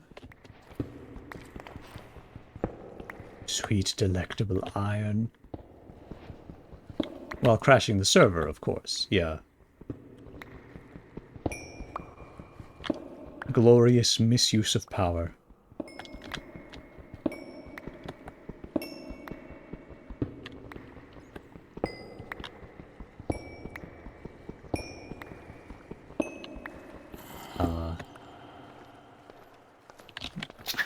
Oh, a knight in not-so-shining armor. What have you... Oh, no, you're getting a little close. Oh, there we go. Oh, what a frail knight in not-so-shining armor. Back when Austin hosted most of the servers? Yes.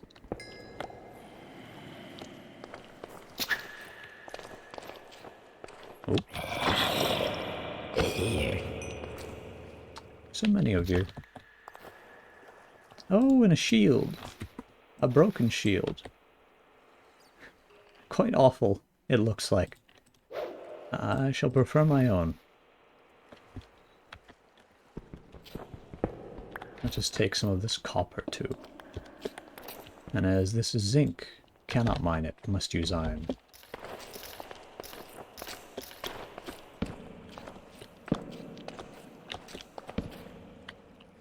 These caves are so large. It's a challenge itself just to light them.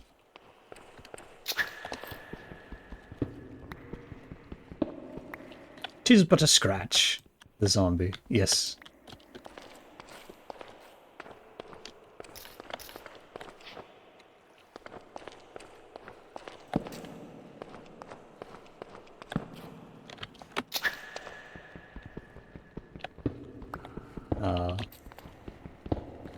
You love caves since the cave update? They're terrifying. Is this before or after? I think this is before cave update. Caves and Cliffs. Yes, that's 1.17. This is 1.16, so it's a little bit before. Because modding is so scattered. If only Minecraft had an actual API that was not just data packs.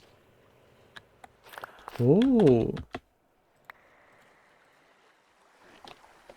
Two-handed? Two-handed broadsword. Or not broadsword, bastard sword.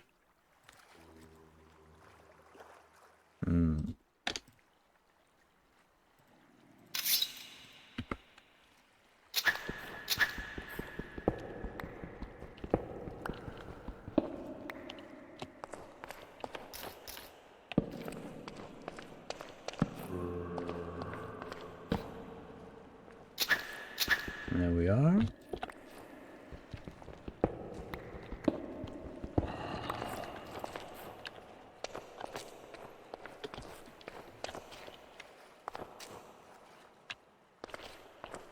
Oh, I'm using Young's Better Caves as one of the mods, as I always do. I vastly prefer it. Creates these nice, large caves that connect with each other in interesting ways. I was reading the Ted the Caver creepypasta, and it was making me wish that there was some kind of caving, like actual caving in Minecraft, although maybe that's asking for a bit much. No, I do not have that one. That generally goes against the philosophy that I created this mod pack with, which was, an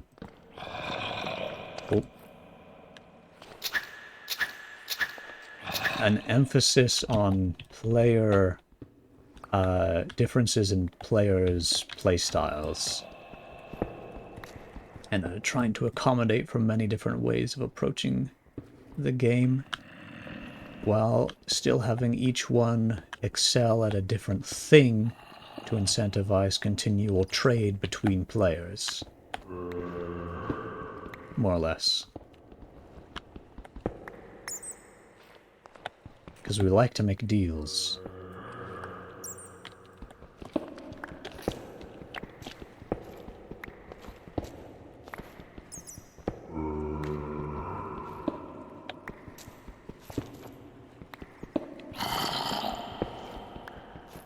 Deals with a capital Z, yes.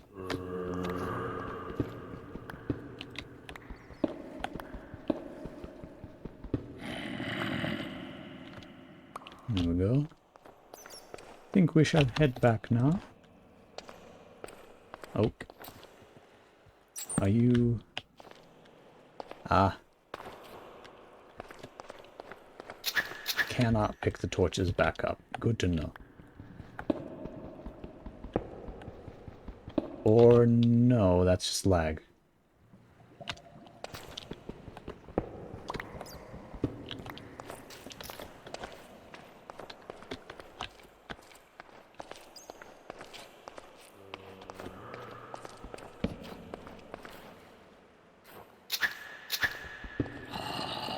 Never mind, it isn't just lag. You actually cannot. Oh,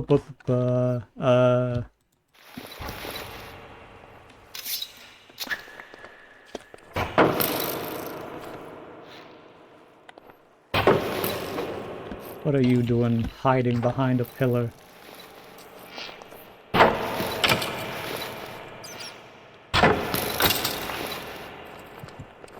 Knave.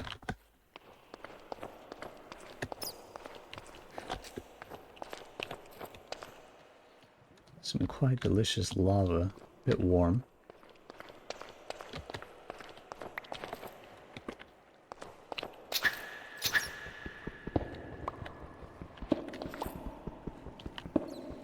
Shields have saved many a Steve from certain demise. This is very true. Archers are horrifying. Oh, and you'll be happy to know... Oh, ad break. I shall save it. For I cannot know whether or not you are trapped in an ad.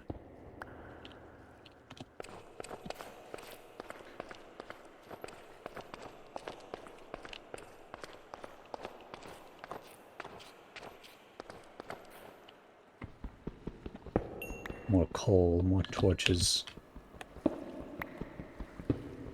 It is ideal if we are able to be liberal with the application of these torches, so that we can light up this whole cave.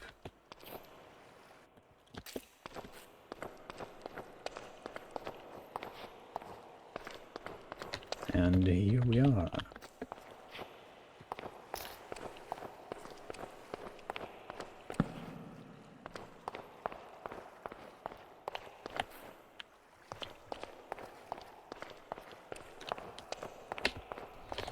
As good a place as any for a home, I think.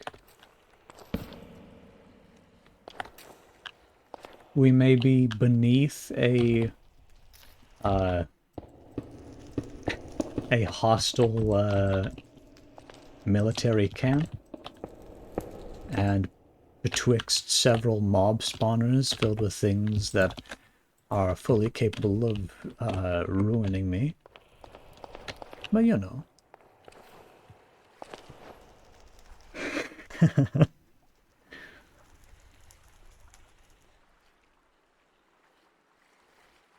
A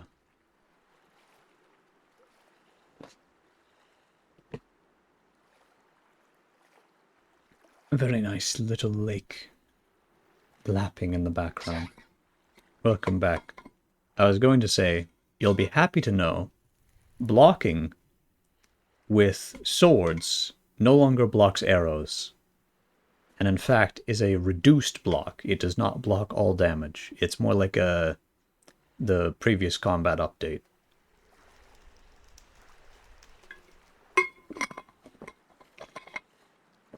Granted, they do block more.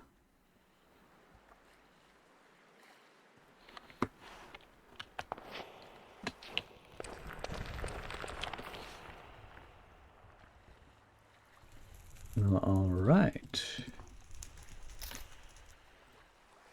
Oops.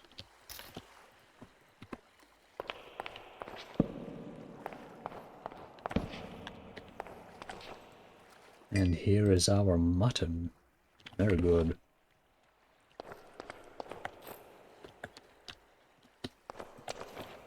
And now, within this same furnace, I shall set to burning this iron ore. Then we shall have a flint and steel. A great thing, capable of lighting many a fires.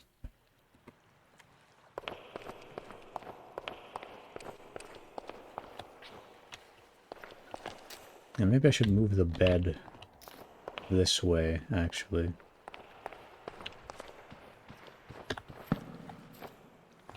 There we go. And we sleep through a night we cannot see. So many advancements. I'll probably have to turn those off.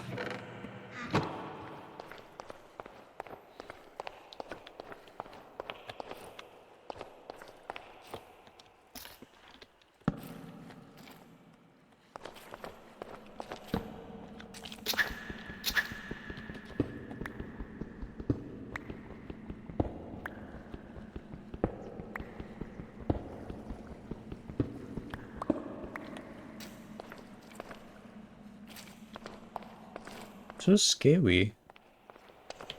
The big darkness. The great dark, one might say.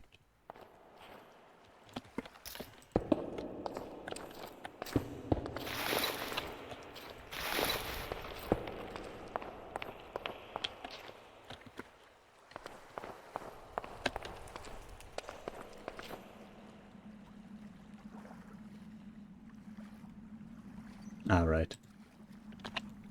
Sticks.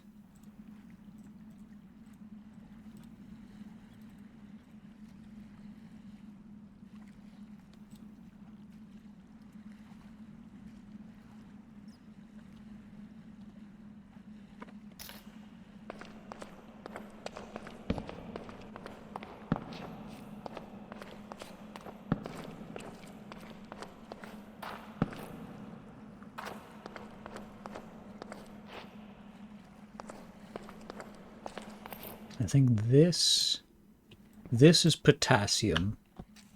And then there should also be sulfur somewhere. Oh, no, no, no. No, no, no, no, no, no, no, no, no. Ah. That is a little soldier.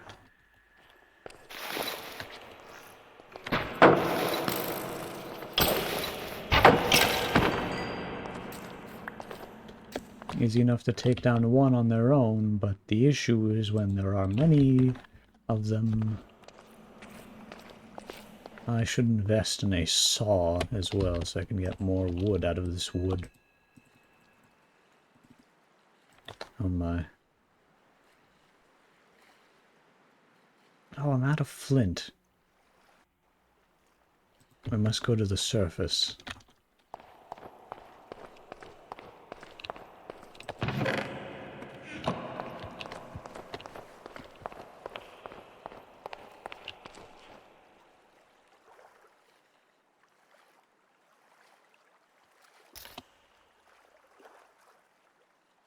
Four sticks, 16 torches. 16 lit torches. And upward we climb.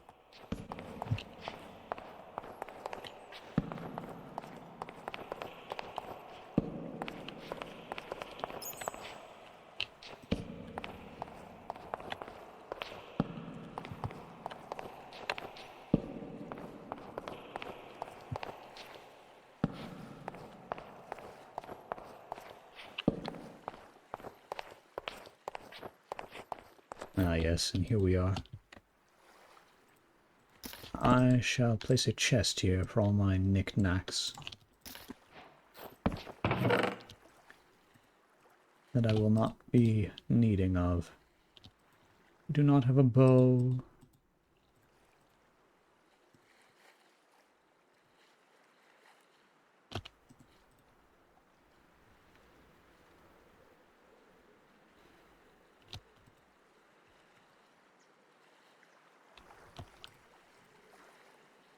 And here we are.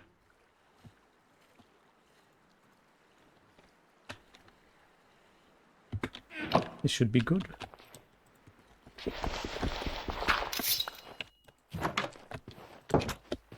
And we do have the one flint here. So now we have the flint and steel. And can light all the furnaces we wish.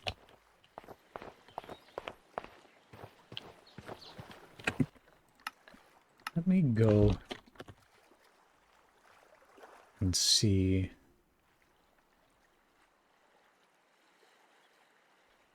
M. I thought I did. Ah, right.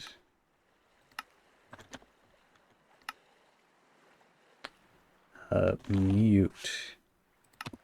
Put that to grave. There we go.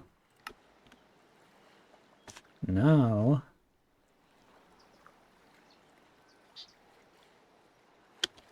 B, to create a new waypoint. Boom! I'm keeping that, actually. There we go. Home. And where shall we set off?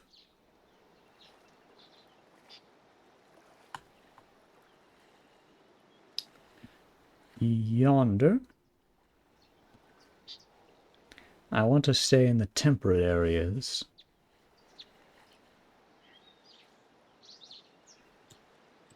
So over this little hill, I think.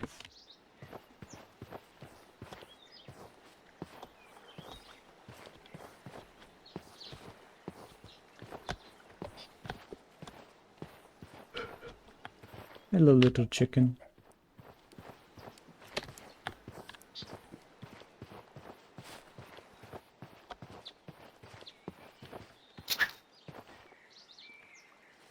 We're still good on wood.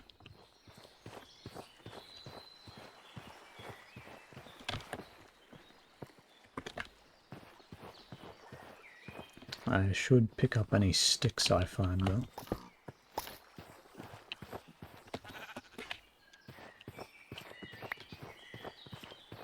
They'll be good for torches.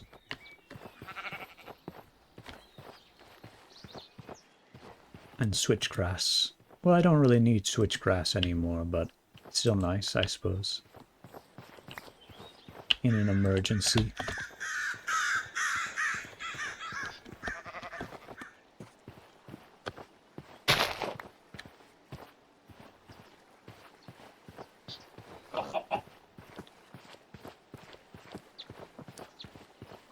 Oh, and if I find a saddle in that dungeon, I'll be able to mount those horses.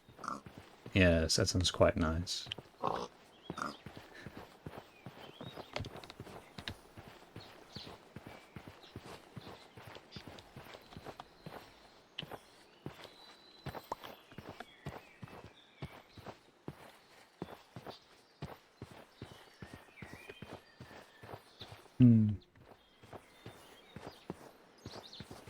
Oh, a village.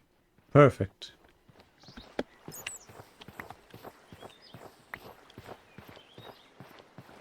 I don't have the data pack installed that makes these trades actually make sense yet, but still a welcome sight.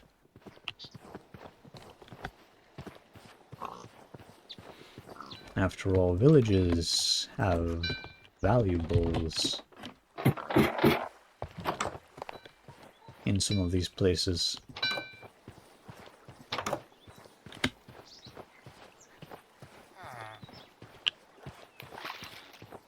Oh, they're washing their hands. Hello. Alright, what about you? Dark traveling cloak. It's locked.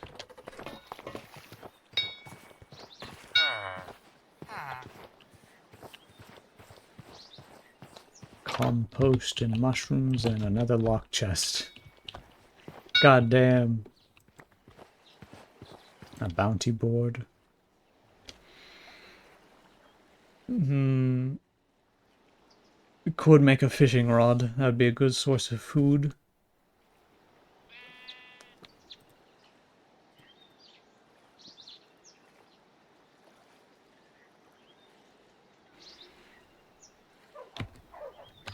Yeah, alright. I need to find some string.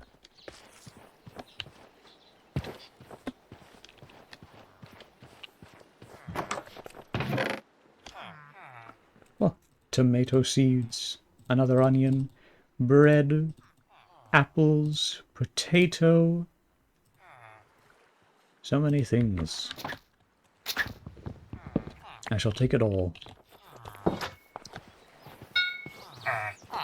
Hello.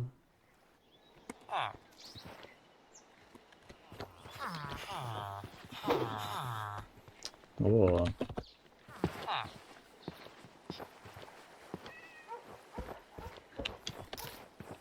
And so much grain.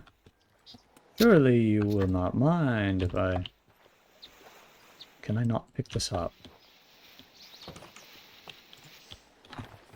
Odd, but alright. Guess, do I need shears? A hoe?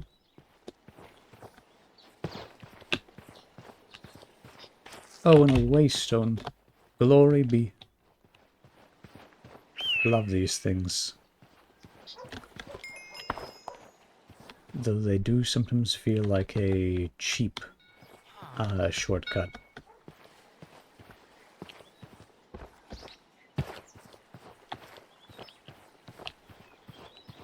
Which is why I limit their use cases to make them to make transport more specialized.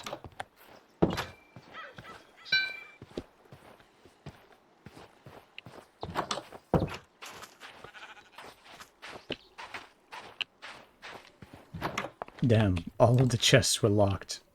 Well, okay, lockpicks, how about that? Lots of sticks. If I make a saw...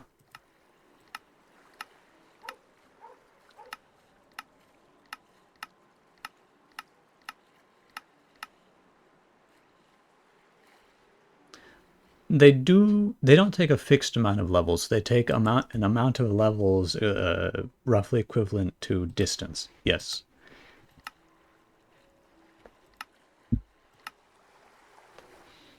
Can make shears. There it is, the saw.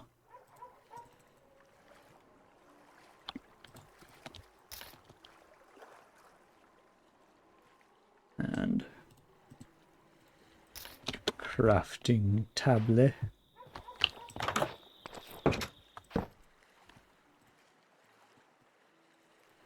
has gotten dark already. It should still be bright enough to see out in the night, but it'll still be a bit hard.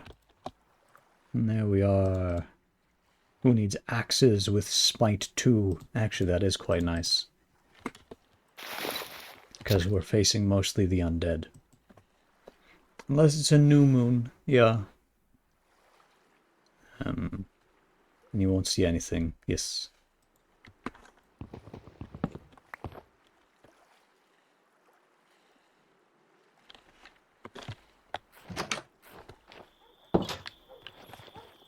Oh wait, no, these are realistic torches. They will go out.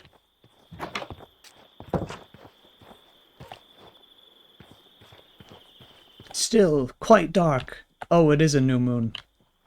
Wow, the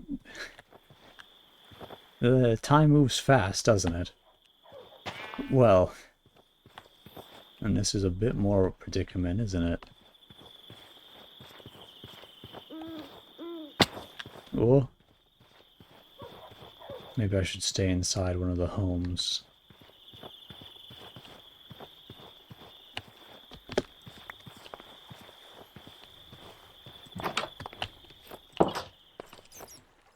Oh, they've got a blast furnace here. How fancy.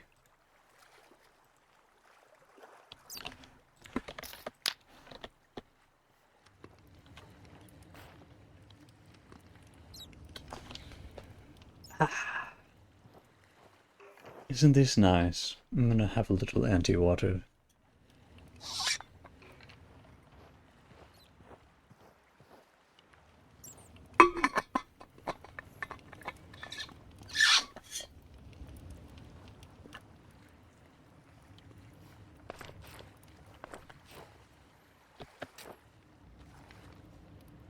Look even nicer with shaders. Oh, you're tempting me.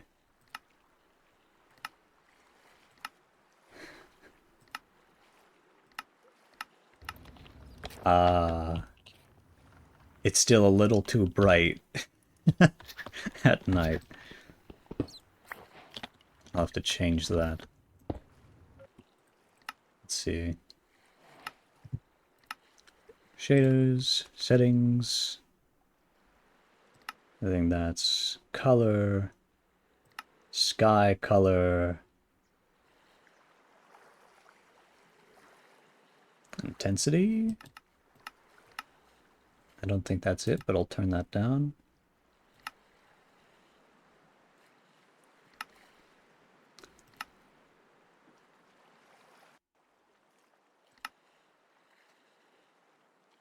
Ambient light at night, 0. Minimum light, it's already at 0. Light, night, 0. And apply. There we go.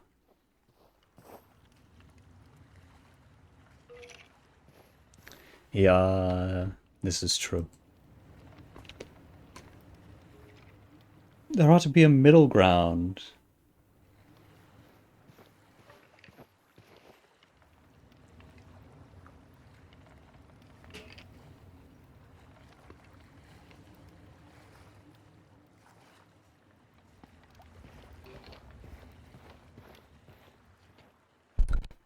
I don't really think I'm going to be able to fulfill this bounty for fish. Because, let's see, the night is 10 minutes long, if I remember right. So there will be only about 6 minutes left on this to kill 3 zombies and capture 5 salmon in exchange for 6 cod. What a bunch of rubbish. I didn't even look at the reward. I just thought, ooh, a bounty. Get out of here. Awful. Oh, we wouldn't happen to sleeping. Oh, we do. I should have made one of these. Well, then I'll make shears.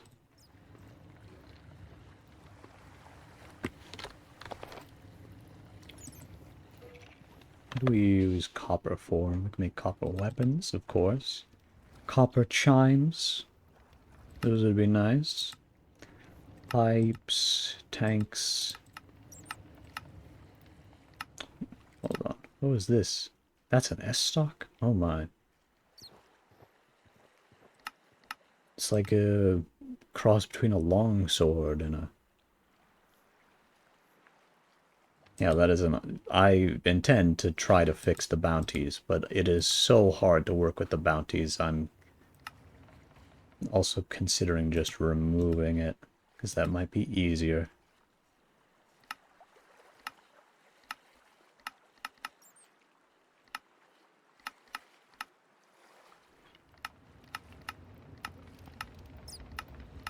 I feel like copper is used for a lot more things than fluid pipe.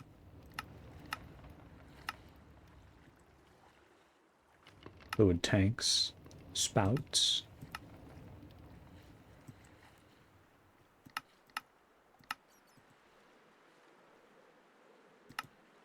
Huh. Brass.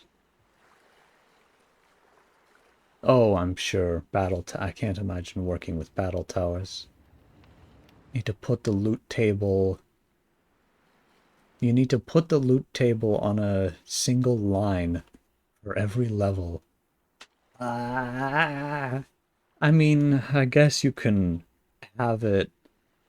You can write it out and then just compress it into a single line, but that is awful. I see, and then brass.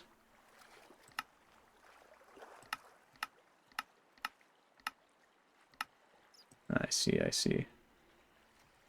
And the brass hand, one of the most useful things I can think of.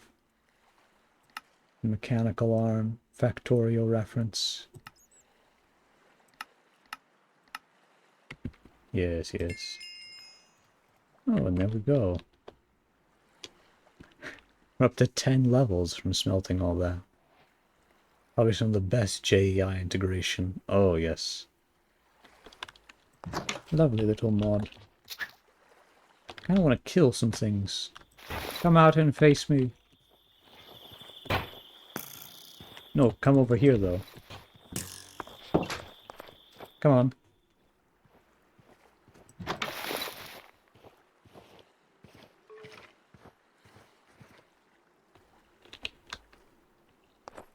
Peekaboo.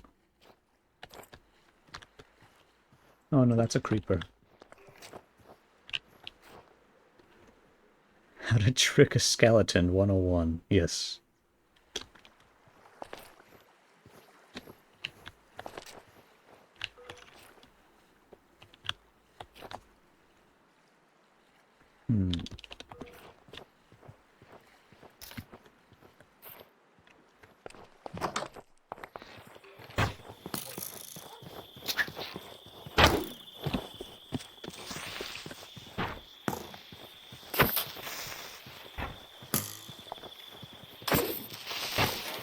Yeah!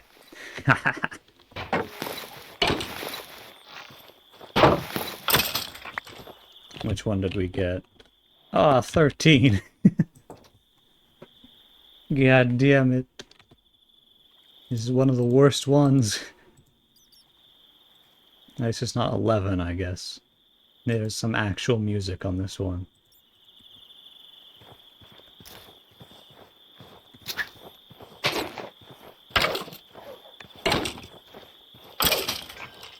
There we go. Ah, and here comes the sun.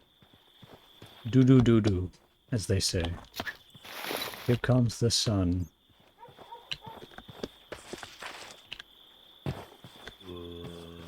Oh, hello, little zombie.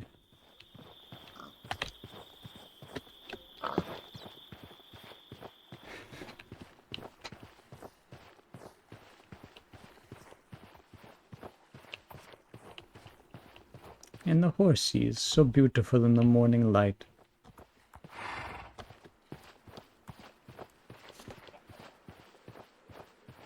Poor computer is heating up, though. Feeling the summer heat just as much as us, I'm sure.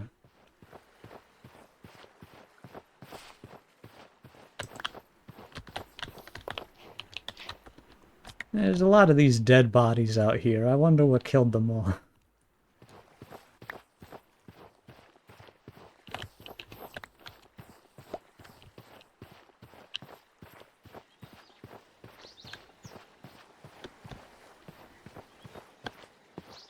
Let me tell you a little bit about the things I've been working on, Polybay. And the rest of you. You can, I'm sure you can enjoy the commentary too. I've been working on this mod pack for about a week, on and off. Whenever I'm not working on this mod pack, I'm working on these camping streams, of which there will be 3. One today, one either really late tomorrow or on Monday, and then another one after that.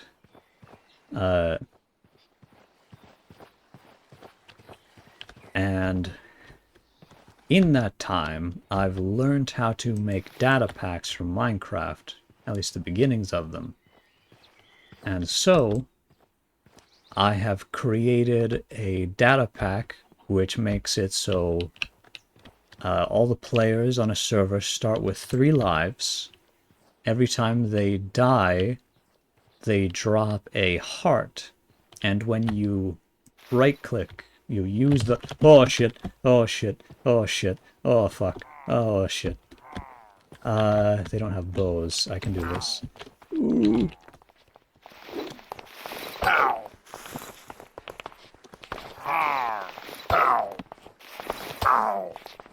No, they have shields, though. I know.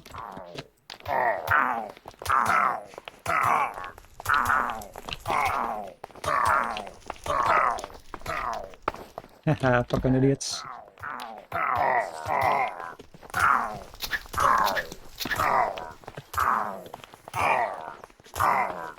You can't block fire.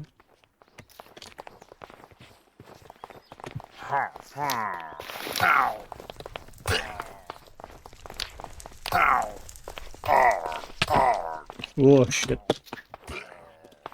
Oh. I avoid the bad omen that way too. Oh jeez.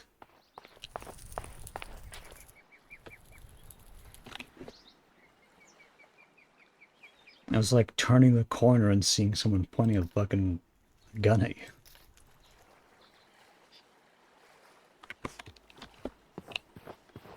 Anyway.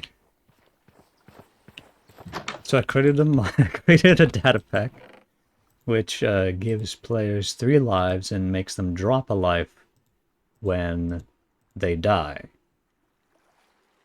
And I'm also right now conceptualizing a system where you can transfer lives between players without them dying. Probably using a little redstone symbol on the ground that lets you take one of your lives and turn it into a heart that's added to your inventory. so that you can trade it or do whatever you want with it. Then I've also created another thing which adds a disease called Touty, which Polybay may be familiar with. It is... I tried modeling it after... I mean, it's mostly modeled after the plague, but it's... I guess maybe it's closer to... I've always wanted Touty to be more similar to smallpox, which is an awful disease, because it's one of the worst diseases in history. But, yeah, the plague that Leica couldn't fix until it did. And I've made sure it does. I've done extensive testing. I still need to do multiplayer testing. I'll probably need to ask your help for that later on. But I've got that all working. And you can cure yourself. There's a cure and there's a way to be infected. There's two natural ways of contracting the disease. Eating rotten flesh causes you to become sick if you do it too much. And then when you become sick, you get infected. And once you're infected, you have to eat mushroom stew that is greater than the amount that you are sick. So you have to eat a lot of mushroom stew. Leica debacle was the reason Legion was in the Stone Age for a week. Oh, glorious days, yes. Right now, Touty is actually really weak, and I probably want to buff it. Because it's my precious little sickness. But I kind of like the way it is now. I won't change it too much. Right now it takes about 100 minutes for it to be lethal, which is a long time. Before that, it's very minor debuffs.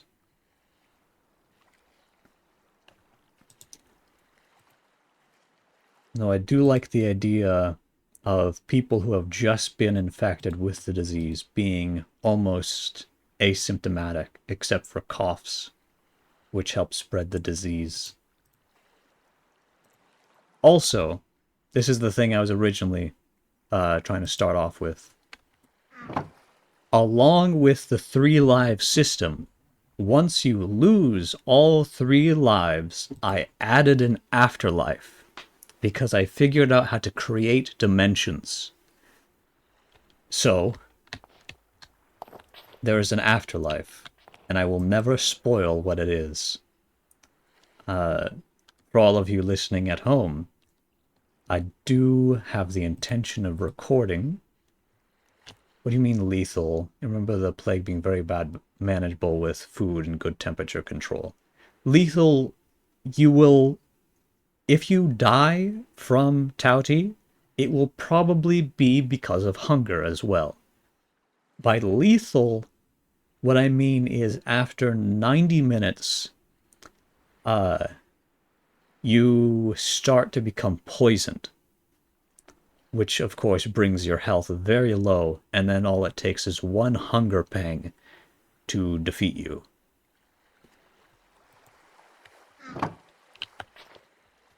Still, that is 90 minutes. It is a very long time.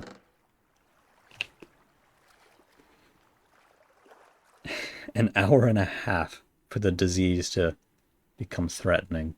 Plenty of time to find some mushrooms and make mushroom stew. So, yes, I will definitely be tweaking that disease, because that's both good and bad and all these different things. But I'm really satisfied with the afterlife.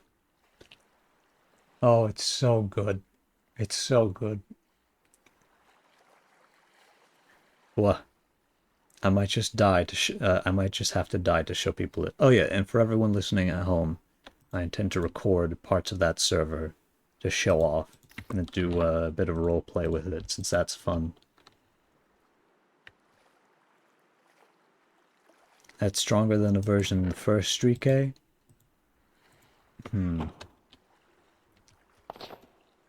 I mean, we don't have... I think the reason it would be more deadly in the first Streak A is because we had the food overhaul. Like, there's still a hunger effect. But it... Like, assuming that you are... you do nothing except sit there and let the disease gestate. It takes 90 minutes, roughly, for it to kill you, as it slowly digs away at your hunger.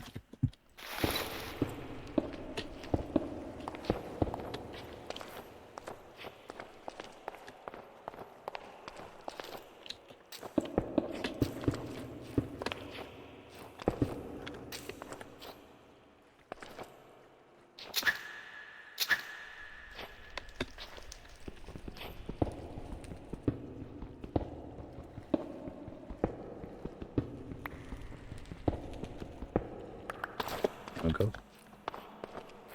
One of your fondest memories of the first server was the sheer uncontrollable feat of sheltering in a ditch while you were on the verge of freezing to death while plagued. Yes. The uncontrollable fear, yes. That... I really do want that to arise, but it has to arise naturally, you know what I mean? It has to be a matter of circumstances, of you sitting there shivering, thinking, what could I have done differently?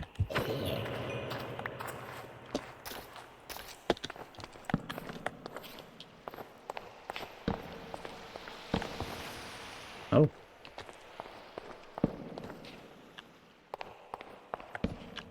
Ooh. Nope. Ah, damn it. Oh, shit. Come on.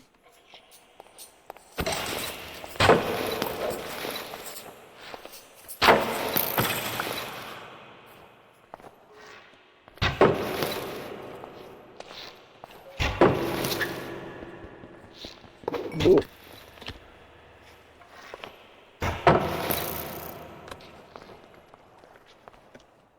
Ooh. Ah.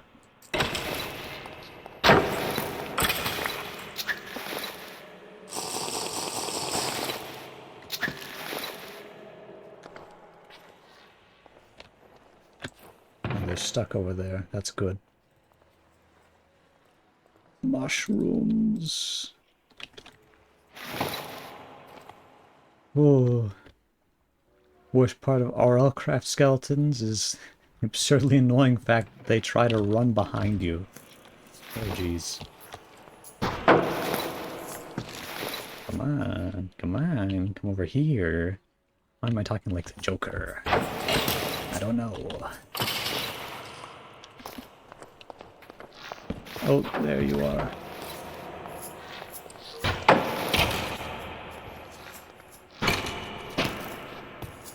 There we go, they're fighting each other. Very good. Keep fighting each other.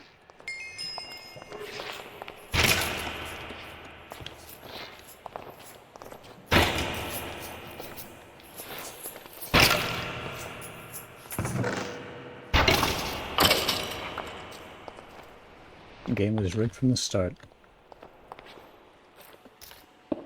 Never been so close to punching a hole through your monitor as dying to a skeleton as they run behind your shield and sucker arrow you. Ah, beauty.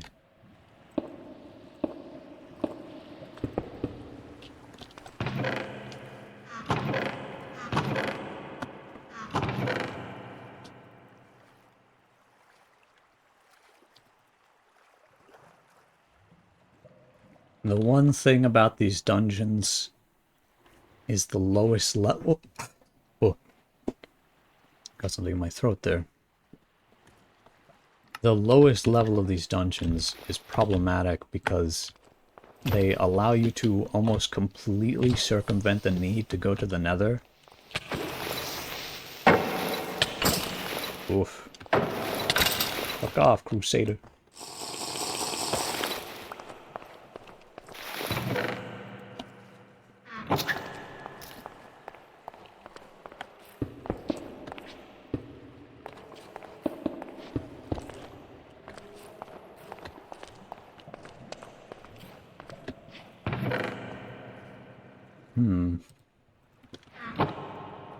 Good replacement for my coif.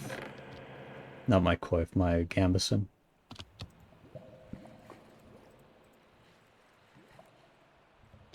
More paper, very good. And I can... are these the same? They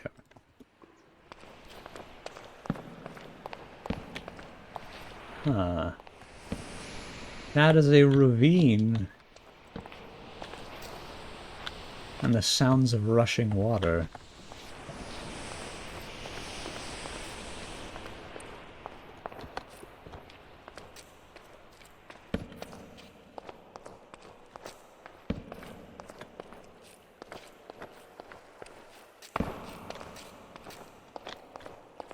Everything's connected, all the caves.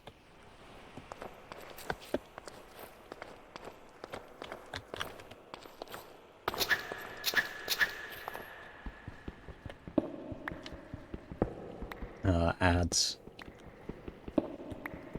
Lowest levels are also scary and very dangerous. True, but you can cheese them. You can cheese anything. Most importantly, crackers. You can always cheese crackers, and they are delicious.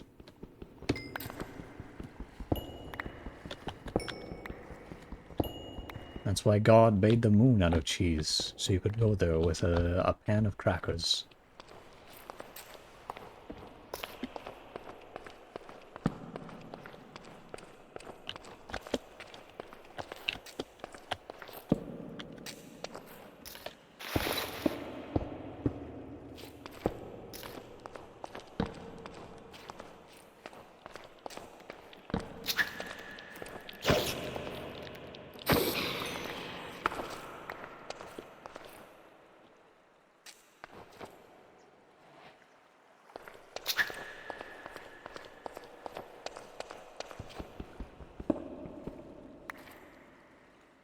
I don't really need more copper, actually.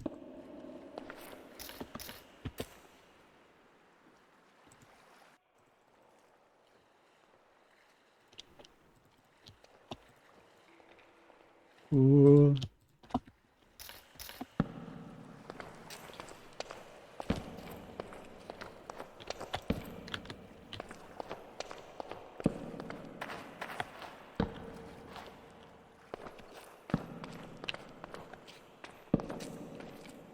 Here we are. Haha. I really do like these caves, but I do wish there were little tiny crawl spaces that you had to slowly move through and little things that could run after you. Maybe that's just me, though. Maybe I'm just a sucker for those kinds of things. Now, the lowest levels of these dungeons are the most terrifying, but they also are hugely rewarding, and everything's possible to cheese. Imagine just going down there with a bucket of lava, burning away all the regular mobs, and then just farming the blazes. To that extent, I've thought there's two ways of solving this. I definitely don't want to completely remove the dungeons. These are the two solutions I can think of. Make it so even spawners cannot create blazes in the overworld. Or, the alternative is making it so Endermen only spawn in the Nether, thus making it also required.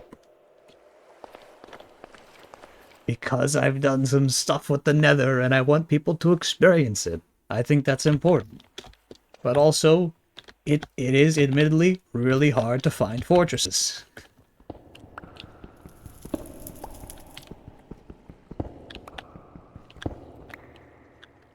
And yes, the dungeons are sometimes more enjoyable than the nether fortresses. It's about the journey. Well, both are about the journey, I know. But I don't know.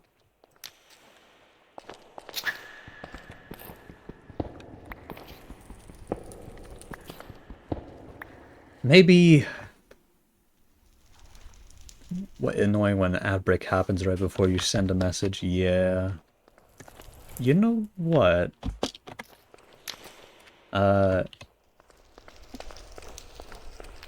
Yeah. 1 second.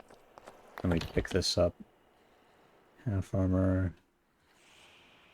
It's like already broken. I don't need that. Let me mod you.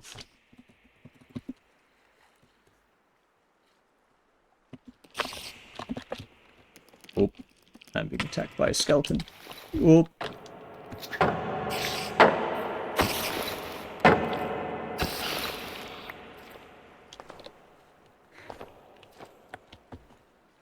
Oh, I got a bow.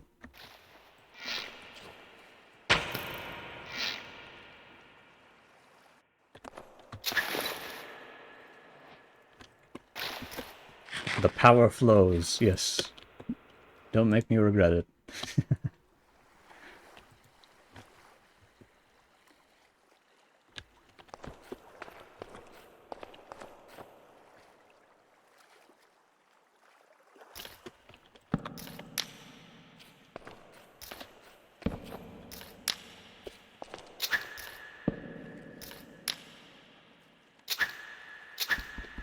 I'm not actually sure if that will let you watch through the ads or not, but I hope so.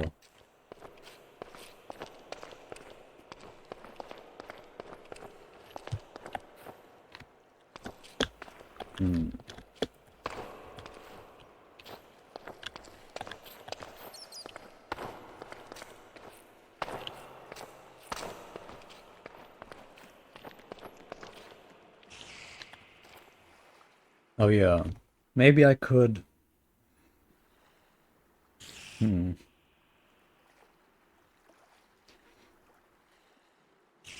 The best moderators are people who don't really care about being moderators. Exactly.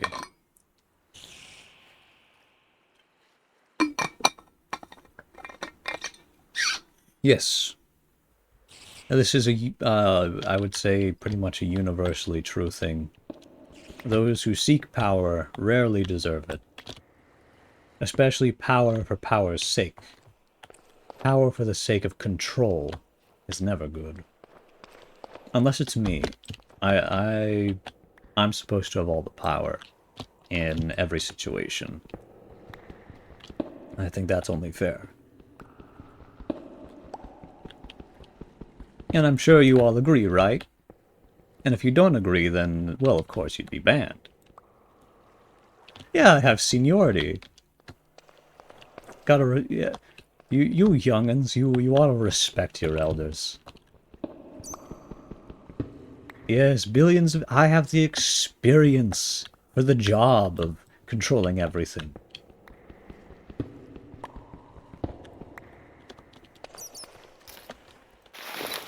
And I'm way more attractive than the fucking zombies in the Senate. Who look like they could fall over dead at a wind's breath.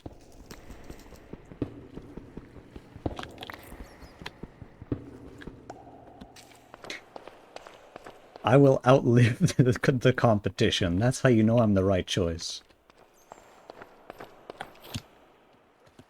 Oh, I see a little Enderman's eyes down there. God, caving is so fun.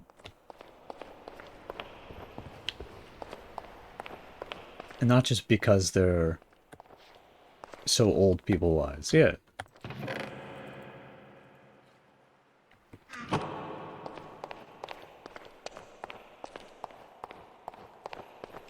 And we've unlocked another doorway.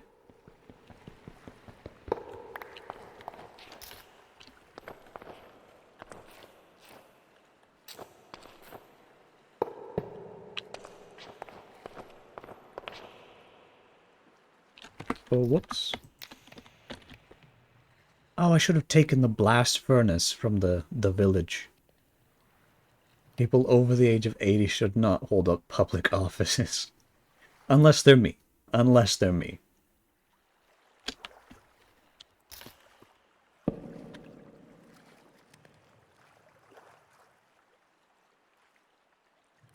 Humans, yeah. Y'all get so silly with age. Oh, what treasures. Oh my.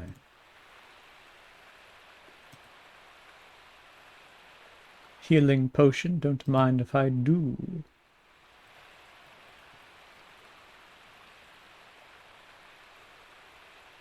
Martin chainmail.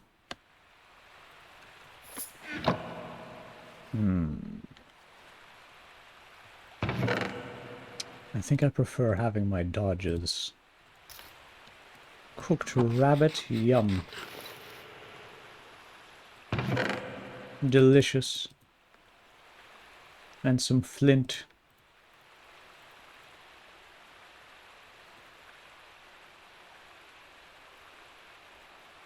Horse armor, but still no saddles. What a disorganized inventory I have.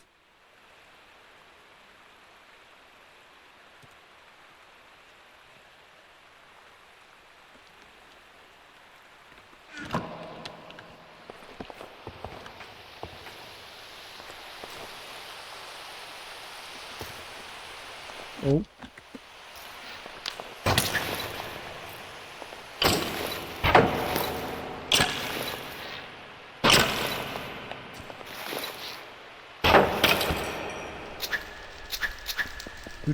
Do. No.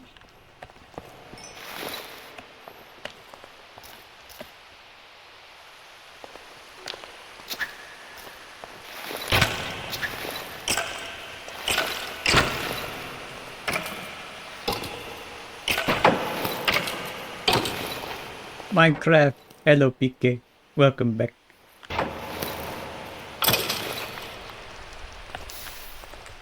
Ah, we're playing some Minecraft on my Lenovo ThinkPad here at the beach. Not the beach, at the lake. Why am I burning... Why am I using flint and steel next to the wooden supports? Oh, that one's locked. No enchantments, though. That's good. Ooh. Well, you know what they say about things that are locked. Blow them up with TNT. Don't ask what I... This is an awful joke. Don't ask about what happened to that chastity cage. There we go.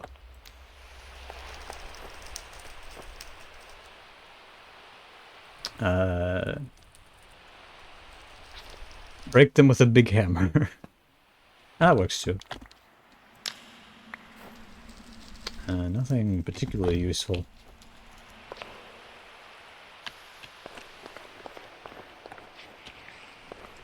Yeah, I should not head down that way.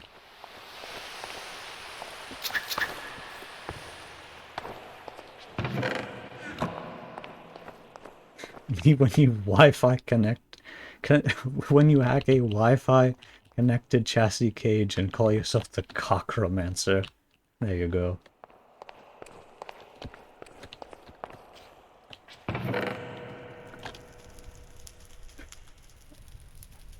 There's an idea for an indie game I can think of. You've heard of Hacknet.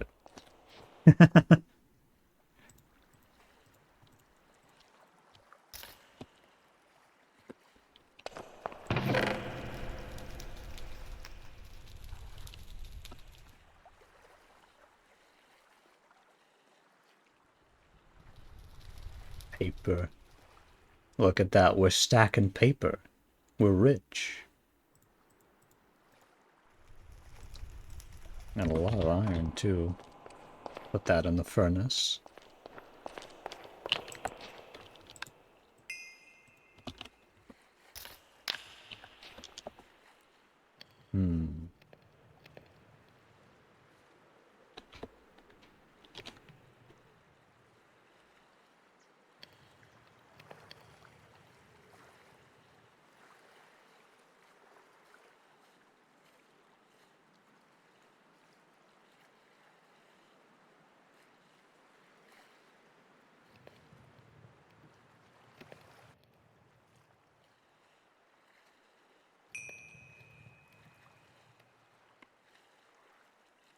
You have yet to beat Singularity Endgame on normal mode. Neither have I. That game is hard.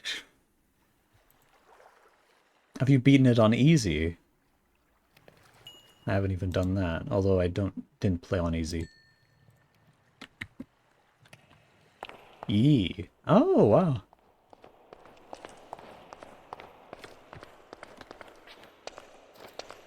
I'm glad you're enjoying it.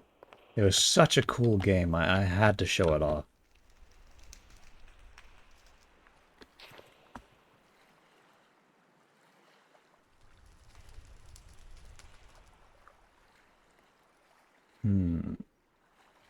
Oh yes, and Polybay, all of you, you have to see the Thief's Glove. Look at that. It's perfect.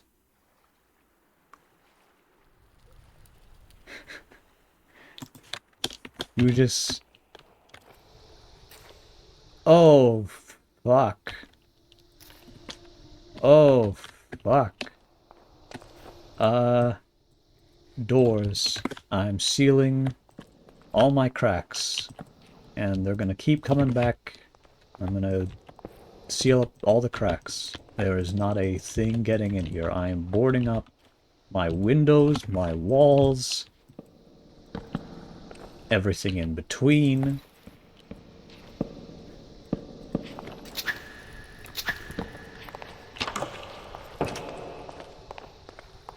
I am going into my inner sanctum, the one safe room. I'm gonna see if I can sleep. I cannot.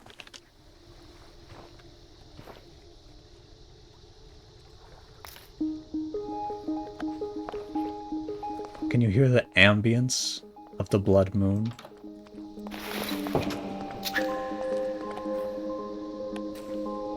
Let me turn off the jukebox.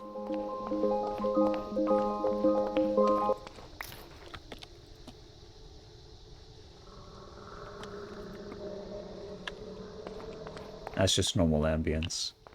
But the little, like, crickets.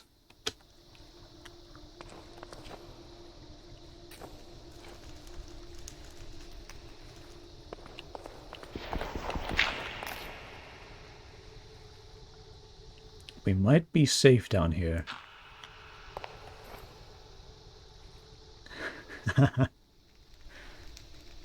Prefer being informed about the blood moon solely by the sky turning red and the flavor text, "You don't feel tired" when you try to sleep. Yes, I absolutely agree. I don't think there's a way to change the message unless I edit the translation file. Hey, enjoy your golden halo. Are we having fun? I hope we're all having fun. I will drink anti-water. If not, my final idea was to watch old lore streams with all of you. Although maybe it's getting a bit late for that already.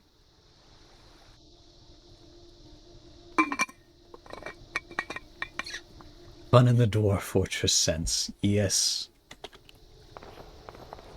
Always having fun in Monotown. Very good. I just want to see outside. I want to see the beasties. I want to see the red moon rising. I want to see the bad moon rising. Oh. Hello. What are you doing here?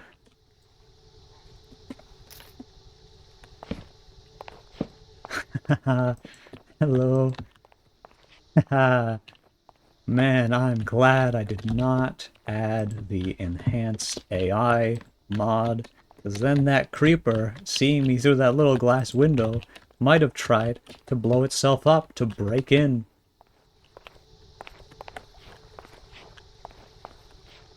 It's too dark. Well, if it's a blood moon, then it should be a full moon, right? Let me turn off shaders. It is not. Where is it? What about the creeper mod that makes them silent? Oh god, yeah. There it is. Well, now I'm curious again, actually. What does it look like with shaders? Is it red? No, I can't see it. Wait. I want to see it.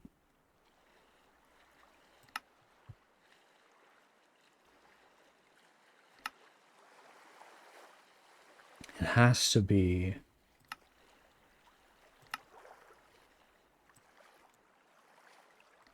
because of the color settings.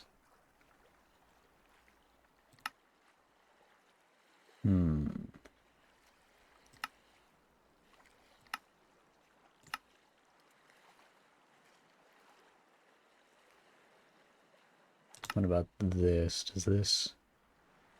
Oh. No. I must see it. I must see the red moon. It's so fucking dark. Yes.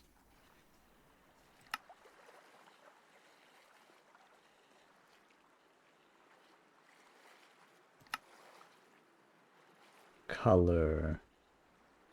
Lighting color.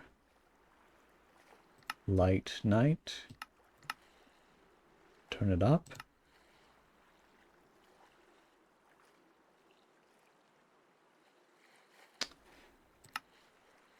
Can I still not see it?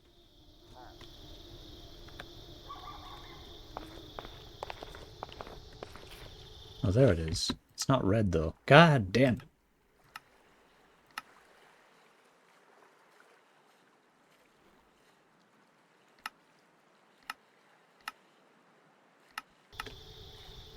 It's a completely different part of the sky, too. That's a little annoying.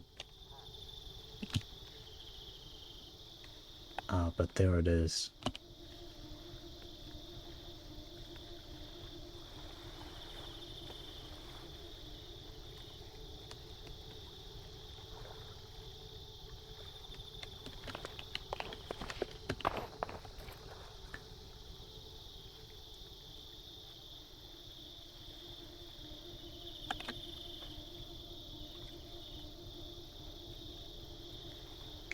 It is so beautiful. I gotta see if there's a shader mod that implements with the blood moon. 'Cause it's gotta be red. I mean, come on.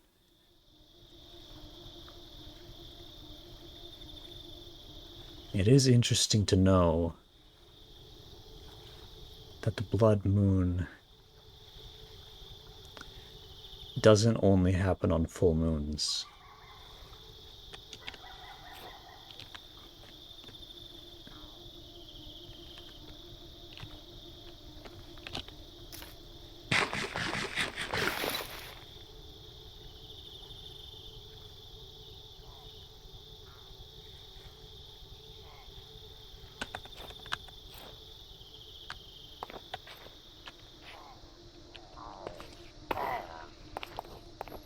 Oh yes, and I think the Illagers fight with the undead.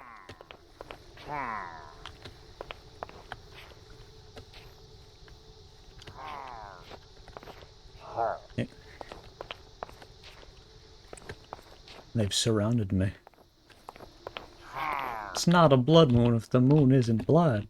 That's what I'm saying.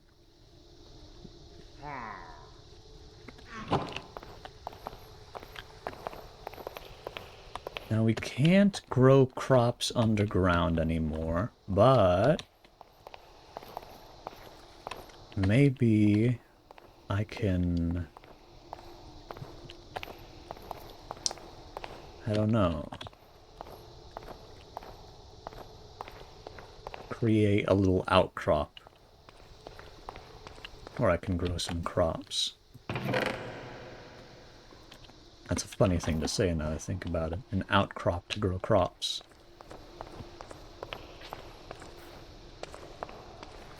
You know, maybe I shouldn't be wandering around the caves during a blood moon.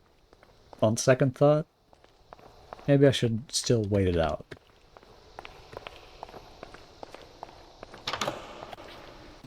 We ran out of blood moons. Will a ketchup moon be alright? Do we get more in stock?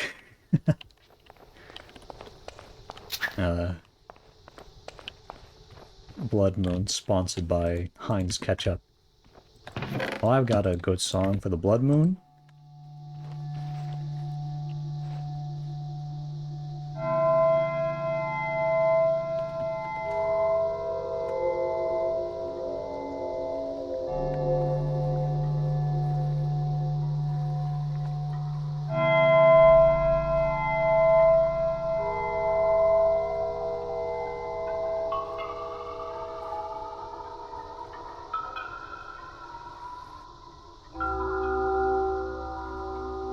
Sounds like the kind of music you'd hear at an ayahuasca ritual.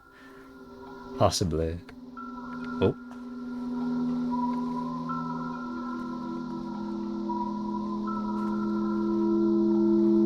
Possibly.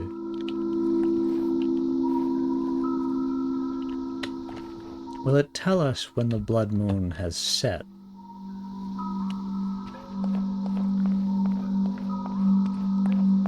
Or must we know from the morning fog that occludes us?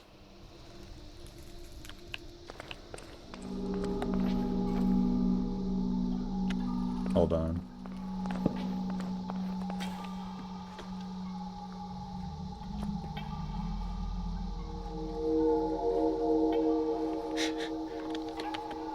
Hold on. Let me... I gotta. I'm even gonna hide myself.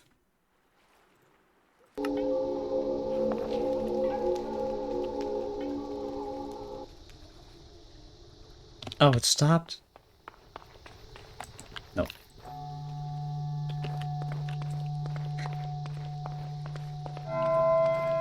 I'd rather they play 13 than more Electra Swing. That was ages ago.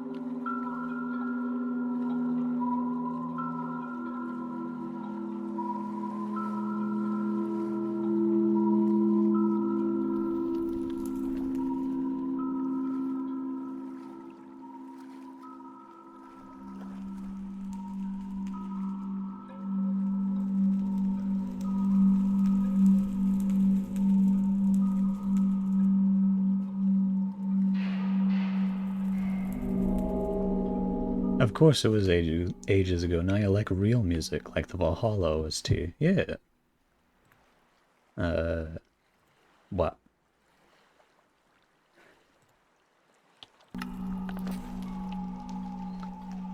I think... Therefore I am.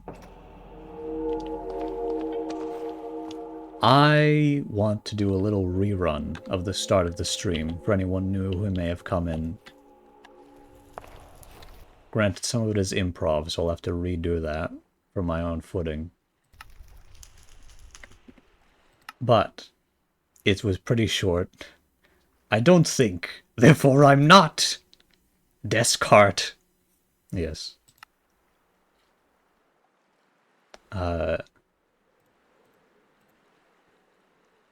I'm going to send you back into the tent.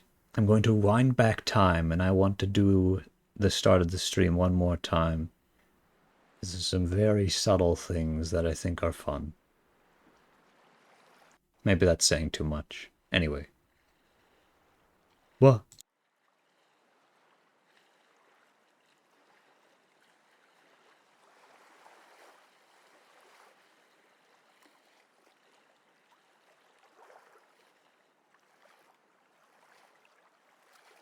I wake up from a dreamless sleep. It's the evening already. I should. 1. Look for Mono at the lake. 2. Stay inside the tent.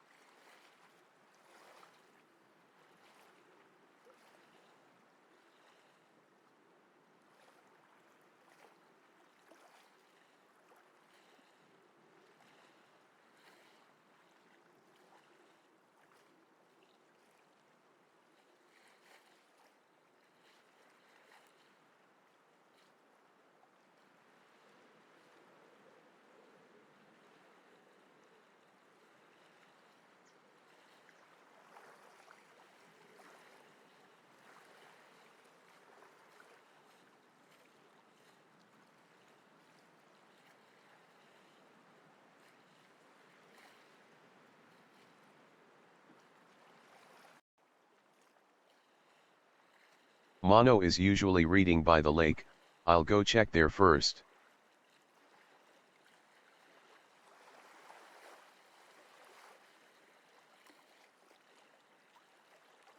I walk along the path to the lake. These campgrounds are old and nobody would come all the way to the mountains just to clear the path. The road is covered in dirt and all kinds of plants are growing between the road tiles. Mostly untamed weeds that Mono calls heretics. This area does have some beautiful flowers, but they're usually deeper in the forest. I step over a fallen tree and reach the lake.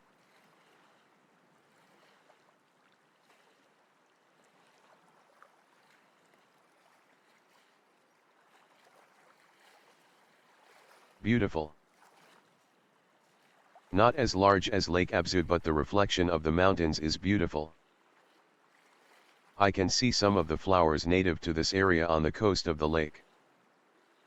Mono calls them campers compass or calls them nepsites because they all look toward the sun. I don't know what Ikra calls them though. Or if she'd care. I wish I could go fishing with one of the divines here, but there aren't any actual fish in Sheol, or any fake fish in this lake. They're all back at Lake Abzu. I spot Mono sitting on a reclined chair reading one of their books. The title says Teketh, The Art in the Dark. I don't remember that book. What's it about? Teketh. It's about a surgical technique. Which you do in the dark, of course. It's something I did a lot when I was traveling, but it's been so many years, I've kind of forgotten how to do it. Mono turns around to look at me. One, interesting, I'll have to read that sometime. 2, would you want to add fish to this lake?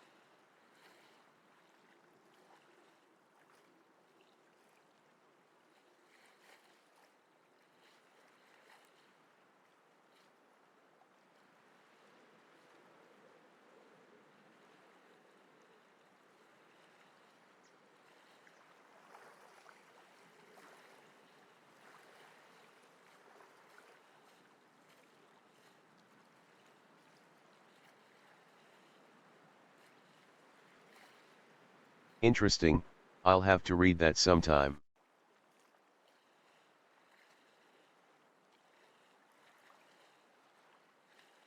Yes, although Teketh isn't a very useful technique for you.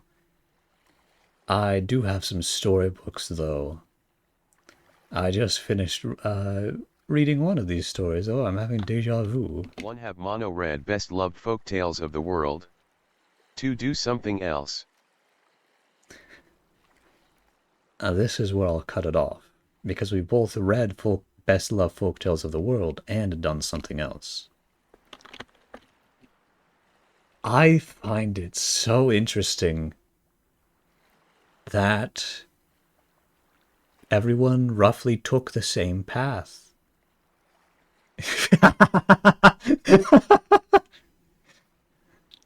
She's got you there. She's got you there.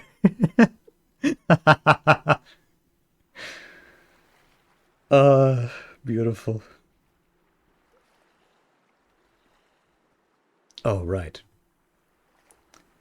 Then, fast forwarding, redoing all the stuff we've already done.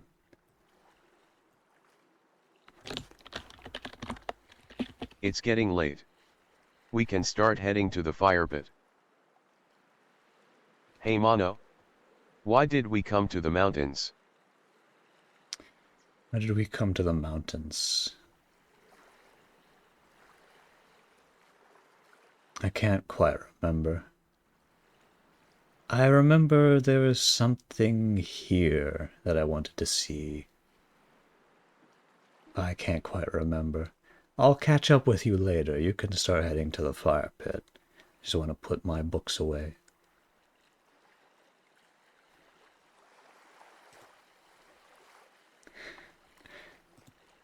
And with that, stop the sounds of water. You'll consult your rabbi, Bill Clinton. There you go. What's that? The evening has passed us. A lot of this, you know, the visual novel aspects of this, even though you all took the shortest route, or on the first run, let's see, on the first run, you went back inside the tent, picked up your flashlight, and then went to the lake instead of reading the book that you had inside of there. Oh yeah, I could easily do this in Ren'Py. So much easily. It would be so much easier to do this in Ren'Py. Oh my god, you have no fucking idea how much strife I've gone through. Yeah, trivial even. Anyway, I might do that. Maybe. But the point of this... Yeah, you'd play that? Yeah. The point of this is, you know, you have your 3 routes in the visual novel for each of the characters, for the Mono, Akra, and Or, and you have moments with each of them to win their approval. That's the idea, anyway. But everything I write, it goes by so quickly. Most of what I was spending the time writing was the program to get everything interpreted properly. And even still, I have to do a lot of this by hand. But this was a test of things, and they work. These do work.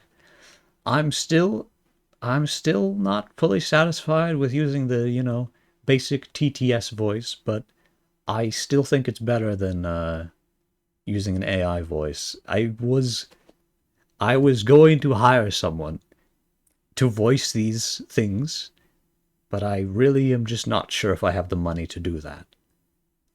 Hope they all like you. Oh, you'll have to impress them first. That's how the visual novel works.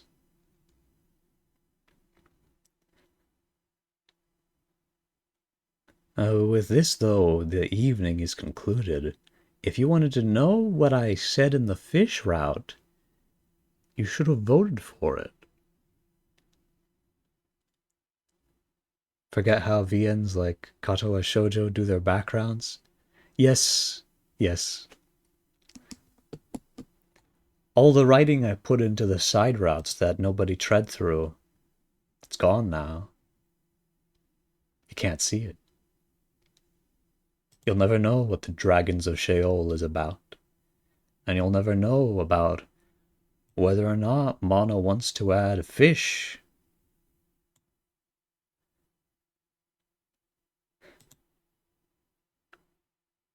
You like books more. There you go. Poof. Gone. They say art is a prayer, and it can also be a sacrifice. And so this art, these secrets, they are sacrificed unto me, for my knowledge alone. Lest years come, and I tell you anyway. You will probably have another time to learn about the Dragons of Sheol at the very least. But whether or not you learn about Mono's intentions with the camping lake, you'll have to ask about that. You'll have to remember yourself, I'm sure. Anyhow. This was enjoyable for me, though. Very simplistic. I will be hard at work with my writing for Akra's night. A few announcements. Firstly, our dearest friend, Too Much Sasha, will be coming back to streaming tomorrow. She has been putting out teasers and trailers for her coming back for weeks now. And I absolutely must be there. So this is what we will do. I will give her a shout out. So you can go follow her if you're not already. I would think most of you already are. Chernobyl's Battle Maid. She does a lot of content with the Stalker series, very close to that series. And very, very silly. I don't know exactly what she will be streaming tomorrow. You'll have to find out, probably. I'm sure she'll be showing off new things with the model, if I had to guess. Since it's a big comeback, I'm sure she'll have lots of things to show off that she's been keeping secret from all of us. Either way, it'll be a nice time. So be sure to stop by if you're available. Sasha's so awesome. Yes. Very cool. And with that, you know, I'm going to add more choices. I have a whole system figured out for Akra's stream. With this one,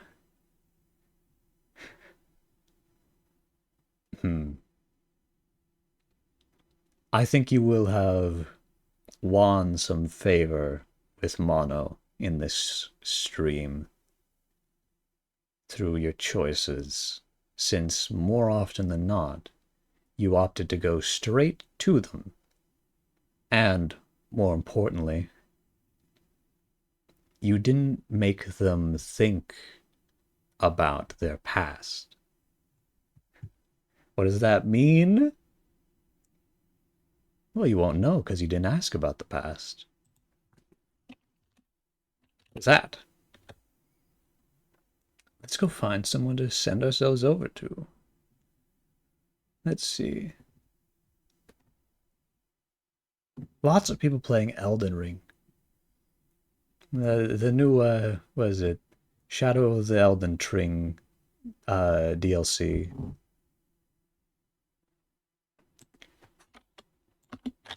I personally, since I don't play the game, I can't really get much enjoyment out of it. All these choices are stressing you out. You only have 2 to pick between. Or 3, or 4. It's never too many. You just have to throw your lot.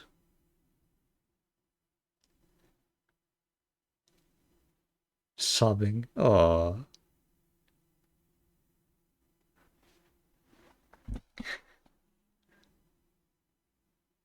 Let's see. But yes. Let's head over to... Oh. Chance Nezumi. My other moderator, but also very good friend. I thank you all immensely for coming to this stream. If I'm being honest, I'm considering delaying the next stream by a few days to try and drum up a bit more attention for it and put more work into it. I think I might do that because this really works better if there's more people here making the choices and betting their points on what's going to happen next. There's more fun things that we can do in a format like this. But I am so glad all of you are here. Sounds like a plan? Yes. And I'm really trying to stream more. I don't mean to only stream on Saturdays. I just make myself busy the rest of the time and lose track of time. And then I don't have the energy or the vocal range for it. Even now I can feel a little hoarse in my mouth running amok. Anyway, thank you all very much for coming. Remember the raid message, Mono Sweep.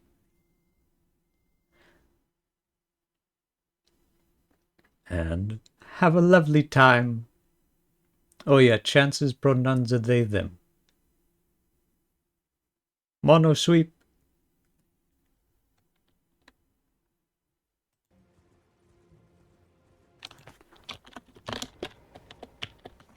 Oh my goodness! Hello, Mano. Hi. Get you a shout out. What is your lead rat? Hello, everybody. I hope the rest of the stream went well, Mano. Oh yes. For those of you that do not know me, I am Chance Mizzou. It went well. We're at Wizard and we're playing Elden Ring. I'm Much of it was a test of my systems. So I'm going through the DLC with them. And they worked. I already finished it on my main one. Mostly. Oh no.